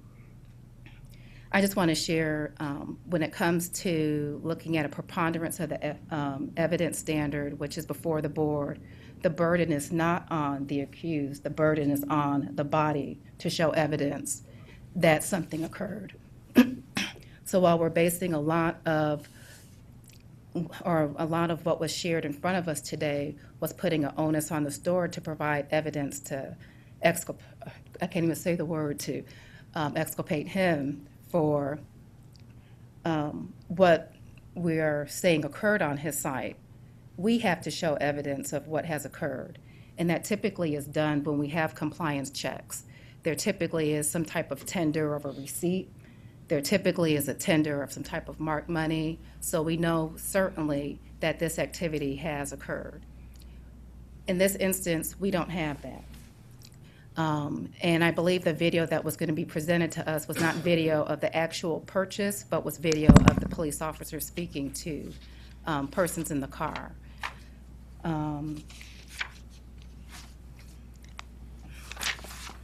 A lot of what was shared today was highly circumstantial or not proved. And there isn't the woman here today who was in the car to say that she actually saw the purchase. But still, at the end of the day, alcohol was being consumed by minors on the premise. So that is a concern, which is why I asked, what are you doing now to prevent something like that from taking place? And what are you doing with your employees? We have that as an issue. I think also at issue was that there was an employee on site who did have an expired permit. It was shared that that permit did expire for a couple of weeks, but still they're supposed to have an active permit. I understand that the owner has taken steps to remedy that, and in addition to the TIPS training, is now actively checking that permit. What the owner does have behind him, however, is a history, which I think does have some weight, even though we don't check all sites all the time, but there has not been a history of incidents at this store. So that is something that that I am also weighing. So I think that there's something that must be done to address the fact that there's an employee there that at least had a suspended permit. It's very difficult for me to base any other sanction on what happened within that store with the very loose evidence that was provided today. What I did is I tried to go back as far as I could to the history of suspensions which have occurred that this board has doled out when a business has sold alcohol to a minor. I've done as aggressive amount of research as I can from having received some history from our business license department on what has been the typical or what has been the history of sanctions. 60 days is a very severe sanction. It's infrequent that we ever give 60 days. The last 60-day suspension that I've seen was back in July of last year, but the circumstances of that were quite stark in that after the first year of that business opening up, they had a violation. So they opened up in 2007, they were licensee since 2008, and the store had a violation in 2009.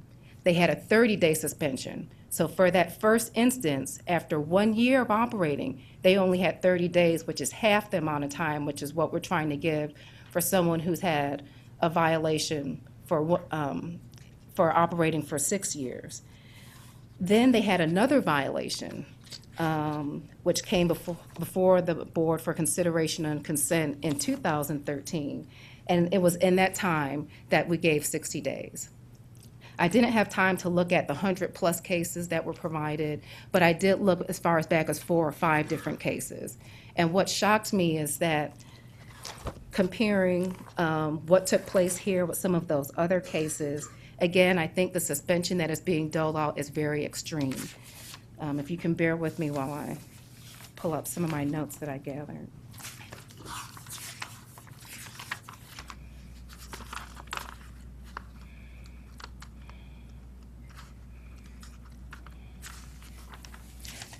There's one that was pretty shocking to me. There was a restaurant operating 4 employees on site, 2 with expired permits, 2 with no permits.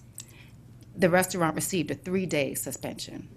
So I compare that to this and I say, how can we give something so egregious? There's another one where there's an underage sale due to a compliance check. The store was in operation since 2007. Came before the board in 2014, was in operation for about 7 years, and was given either a 3 or 7-day suspension, I can't tell. So what I would like to do is to address this particular instance in light of some of the history that I've seen, wanting to again correct the fact that there was a suspended somebody operating with an expired permit, but also to be somewhat fair. So my recommendation to this board would be to suspend the permit for 7 days in light of the history that was shared and in light of the fact that there's additional training. Commissioner, can I ask you to clarify if that is in light of, or what determination you're making? Yes, it's in light of the fact that there was somebody operating with a suspended permit or an expired permit on the site. Also, the fact that there were people in the parking lot who did have alcohol on site and that they were minors, and I hear that, and I don't know if that can be a premise for that. I guess we're looking at the actual. I guess what I'm asking you to clarify is the charges against them are for the sale to an underage minor. Yeah. And the individual not having the permit. So I think part of your motion needs to include a finding as to the due cause hearing that's been brought. As for the sale to a minor, again, I think a lot of the evidence is, while I see a nexus there, I just don't see sufficient evidence to say that your store actually sold alcohol to that particular minor. So I'm basing this off of the suspension, of the expired permit of the owner, and again, for wanting to compel them to be diligent in their process for checking, I guess in their training of employees, now that you're going to have tips, making sure that you continue to do that in the future, and that you're checking permits of your employees. So my recommendation is for 7 days suspension. 7 days. Yeah. Is there a second to her motion? Have any discussion afterwards? All right, I'll make the second for discussion and I have comments. Mr. Commissioner Ott? All right, I seconded it. I don't agree with it, but we have to have it for discussion. First off, the evidence, and I want to make it very clear that I am not questioning the validity of what the officers told us. Yes. Okay, but we have a comment that one of the individuals in the car who was cited, we have the citation, saying that someone else bought it. We have the person who is being accused of buying it saying they didn't buy it. No one's here to make that testimony, okay? So I have a problem with that. The video that supposedly has that exchange, which is not sworn testimony, was not shown because, as a majority of the board said, in a fairness issue, we didn't think it was shown because it wasn't shown to the other side. So I have a problem with that. The assumptions are being made that the clerk knew what he should bring to the License Review Board to defend himself as to what he was looking for. He was told 7, he looked at 7. The incident happened before that. He didn't know that. As was his testimony, a lot of the evidence that was used against him in the License Review Board wasn't brought up until the License Review Board. You know, the proof and when we do compliance checks, the police and everyone do a tremendous job of bringing evidence. The marked money, the photographs of the money, the photographs of the beer, they bring evidence in front of us. In this particular case, there was no request made for the tape. We all know that in general, it's 2 weeks, sometimes 30 days for the tape. We could have requested the tape. We did not. We did not even bring it up until the License Review Board hearing later, and now are being asked to say, well, because he didn't bring to show that there was nothing on there, well, that must mean there must have been something on there. I have a big problem with that, especially when you have an owner who has had a clean record for 6 years. I just think that we're making assumptions that someone who hasn't broken the law or hasn't been accused of breaking the law would know what they need to do to defend themselves in something that they've never been before. That's very We have never had the clerk come in a sale to a minor to say they didn't do it. When it's a Kroger or it's a supermarket or whatever, it is always the owner that comes and says, I fired the clerk and I'm telling you this is what happened. So I think it's wrong to make the accusation or the assumption that just because the clerk's not here to say they didn't sell it, that it must have happened. I have a problem with that. We have not had a case in the 7 years I've been here of just an expired permit. Typically what happens is we have a sale of alcohol to a minor, and in the process of that complaint, we also have, or if it's, either at a convenience store or a restaurant or a bar, the compliance check, the sale of the alcohol to the minor, uncovers the expired permit. But as far as I can remember, this board has not issued any suspensions just for an expired license. If anything, the person who did wrong, yes, it is should be the responsibility of the owner of the establishment to make sure that their clerks have license. But the fact of the matter is the license is in the name of the person who had the permit, and that is what was expired.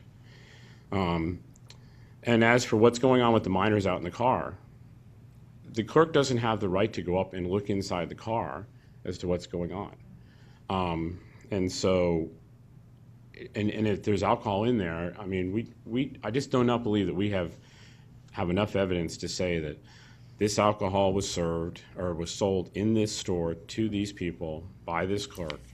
And I think it's wrong to have any penalty against the store without the evidence that it happened. At 60 days, I totally agree with that. When Kroger, we had Kroger stores come in for their second and third violation, they got a 7-day suspension, not to include weekends because they sell so much alcohol on the weekends. Yet, what was being recommended by the License Review Board is 60 days, or even Commissioner Cupid in your motion is 7 days. I know, but I'm making you're my lecturing points. now.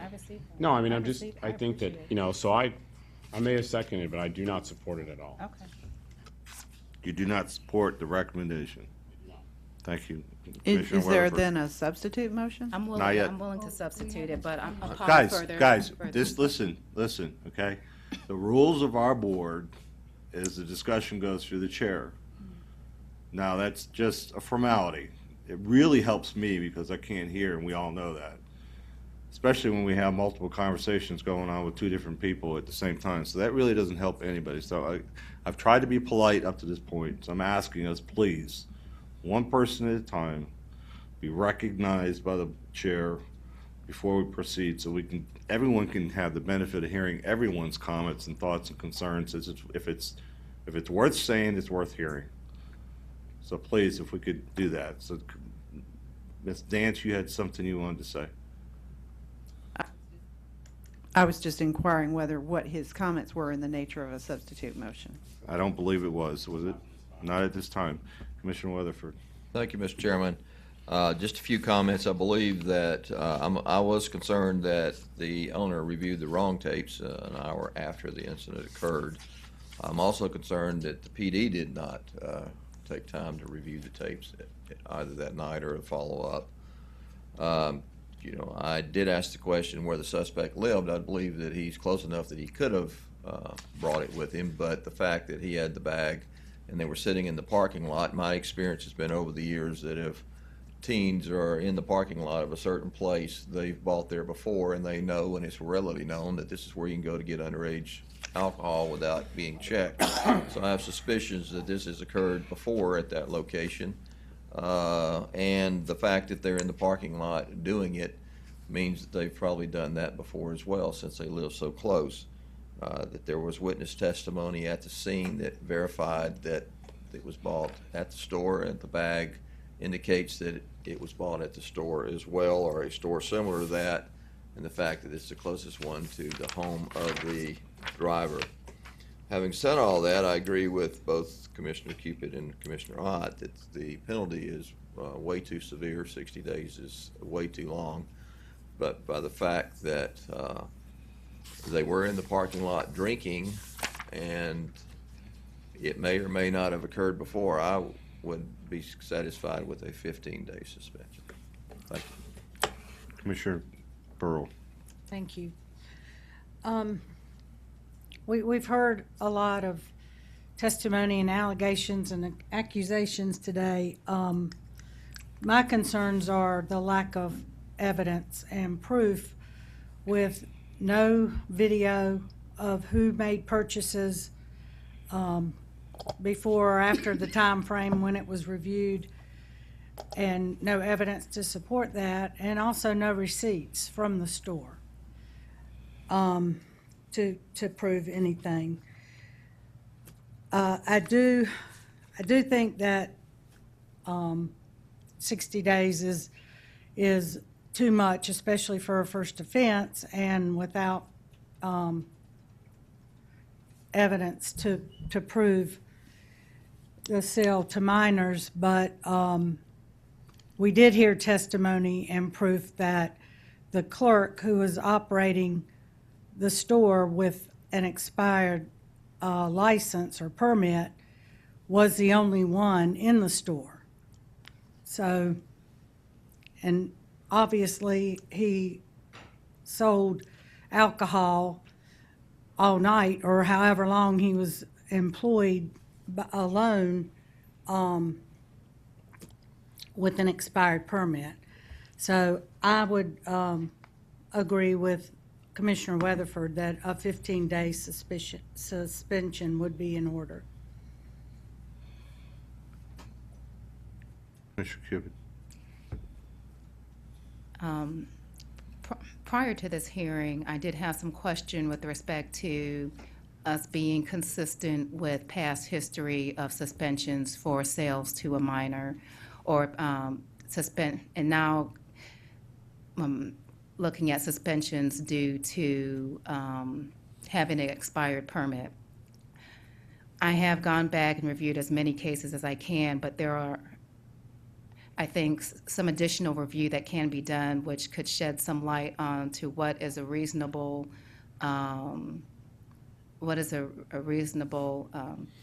suspension in this instance.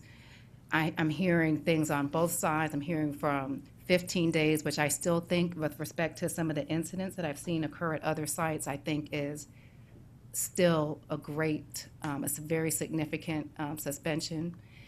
I agree with everything that Commissioner Ott shared as to why we would even consider suspension in this instance.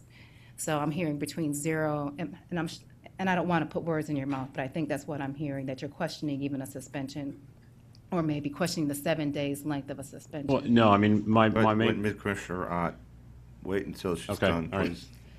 And sir, I'll let you share, but I'm hearing, a max of 15 days, and I don't feel comfortable making a motion for that in light of the cases which I have reviewed.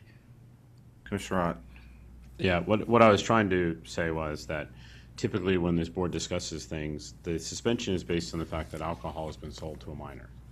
And we take Kroger, which is a big chain, which alcohol sales is a very small percentage of their overall sales.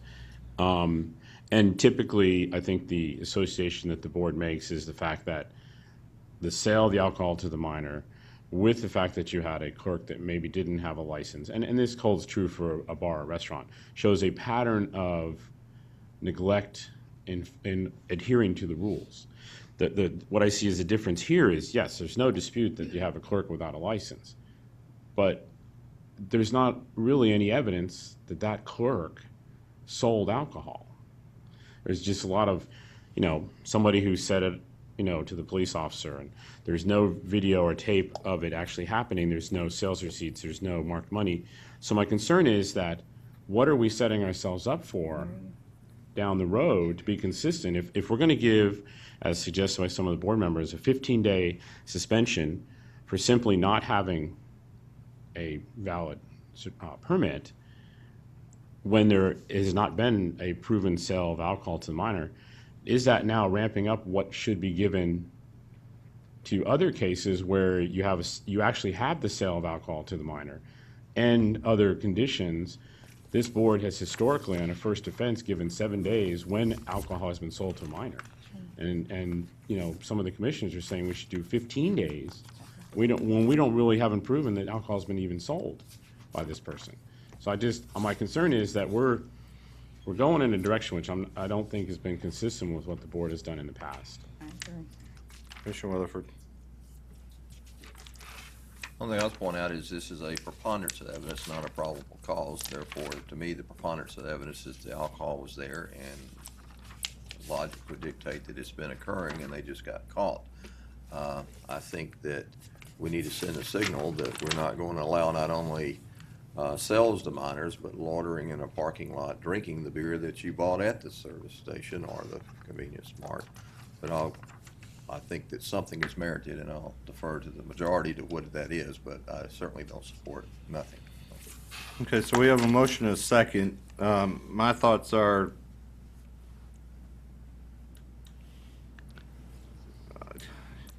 we have a gentleman who owned the store for 6 years.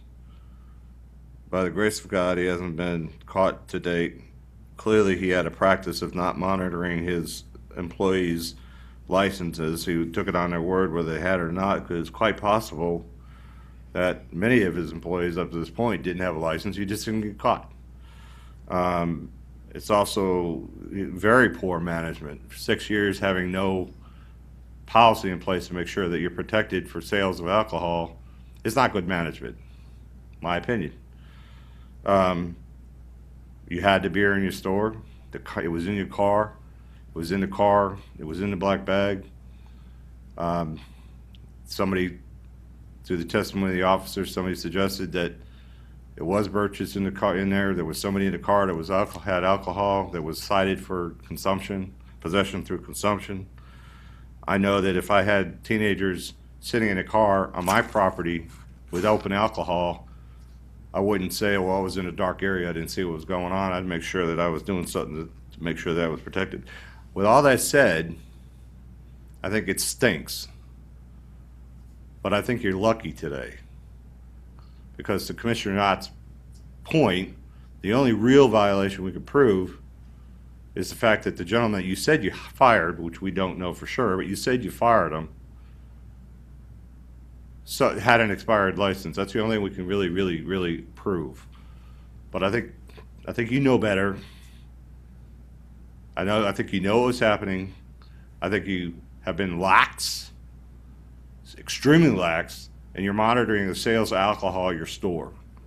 That creates a very bad environment for the community, for the youth, and I think that's something you need to take to heart, more than just having a wadded up piece of paper in your pocket as to when people's license expires. So I hope the shot over the bow has opened your eyes in that regard. But here we sit with a motion for 7 days. We have a second, unless there's a substitute motion to be presented. May I ask for some clarification? Yes. Because I've heard different things from different members of the board. I think it would be appropriate for there to be perhaps a bifurcation of this motion, if you would consider it, Commissioner Cupid, to where you bring a motion as to whether or not the charges and specifications have been upheld, and if so, what the basis of that is, and if so, what the sanction should be.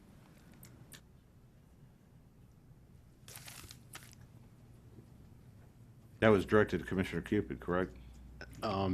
Correct. Could I just make a comment about that? Because I think where the county attorney is going is if this board finds in favor of the license review board's decision, this applicant, when filing their next application, has to put on there that they have been charged with those offenses. Is that correct? I'm really trying to drive the board to make clear the record as to the basis for any sanction that's being imposed. Okay. If I may add here, again, I think it's difficult for me to state that that the clerk did sell to a minor. But I'm very concerned now looking at additional things in front of me with respect to the 7 days that I just shared in my original motion, because I have before me an instance where there was a sale to a minor for a store that was operating for 6 years, and none of the 10 employees even had permits. None of the 10 employees had permits, and they had a 7-day suspension. This is very difficult for me to weigh in light of what I have before me to determine what an appropriate suspension should be. Can I make a substitute motion? Yes, if you would, yes. Commissioner Okay, Ott. I make a substitute motion that the board acknowledge the fact that the clerk in question did not have a valid alcohol serving permit or sale permit. And that the owner was not aware that it was expired, and as a result, for that offense, the board issues a 3-day suspension, and that the board does not uphold the findings of the License Review Board as to the sale of alcohol to a minor. Thank you. That would be my motion. Is there a second to that substitute motion? Second. There's a second by Commissioner Cupid. I'm going to ask to call the question without discussion at this point. Is that okay? You need to call the question on the substitute motion. Yes. Can we repeat the motion? Okay, the substitute motion is that the board find that, yes, indeed, the clerk did not have a current valid alcohol serving permit, and that the owner did not know or was not aware that it was current, which the board has issue with, and that as a result, a 3-day suspension is issued for that offense, and that the board not go along with the License Review Board's finding that the clerk sold alcohol to a minor. And that's the motion, and it has been seconded by Commissioner Cupid. Call the question. Motion carries 3-2 with Commissioners Weatherford and Burrow in opposition. Thank you, and thank you to all. You're a lucky man today. Tab 10, public comment, second public comment. Thank you. Tab 11, appointments. There's one item to bring forward in the form of a board recommendation as the Board of Commissioners approve the appointment of Farah McGuffey to the Workforce Investment Board. Is there a second? Second. Call the question. Motion carries 5-0. Tab 12, there are no items to consider. Well, tab 12 is Commissioner's Public Address. Commissioner Ott. I just have 2 items, Mr. Chairman. First one is that at 4:30 this afternoon, the new Dick's Sporting Goods at Upper Roswell and Johnson Ferry will have its ribbon cutting, and then from 4:30 until 10 o'clock, they will have a special sales event. So for the folks in the community, go check out the new store. And then I would like to congratulate the Wheeler High School boys basketball team for their 6th state championship. They beat out Pebblebrook, another Cobb County school, which I congratulate them for making it to the playoffs. But Wheeler was victorious by 1 point and taking home the state championship. Very good. Commissioner Burrow. Yes. As of Friday, March the 6th, Mabry Road is now open again. And I'd like to thank the folks in the area that travel that way to and from work or school every day.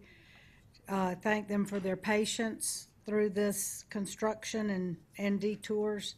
And also a big thank you to DOT and staff and the contractor for finishing on time and on schedule. And also I'd like to let everyone know too that the new air traffic control tower at McCollum is now open as of Thursday last week. The technicians transferred equipment from the old tower to the new one. Thank you to the airport management team, contractors, engineers, and staff for all your hard work in making this happen. And we will have a ribbon cutting later on in the spring once the project is complete. The 4-H plant sale is still going on. You can visit cobbextension.com for more information and how to order plants.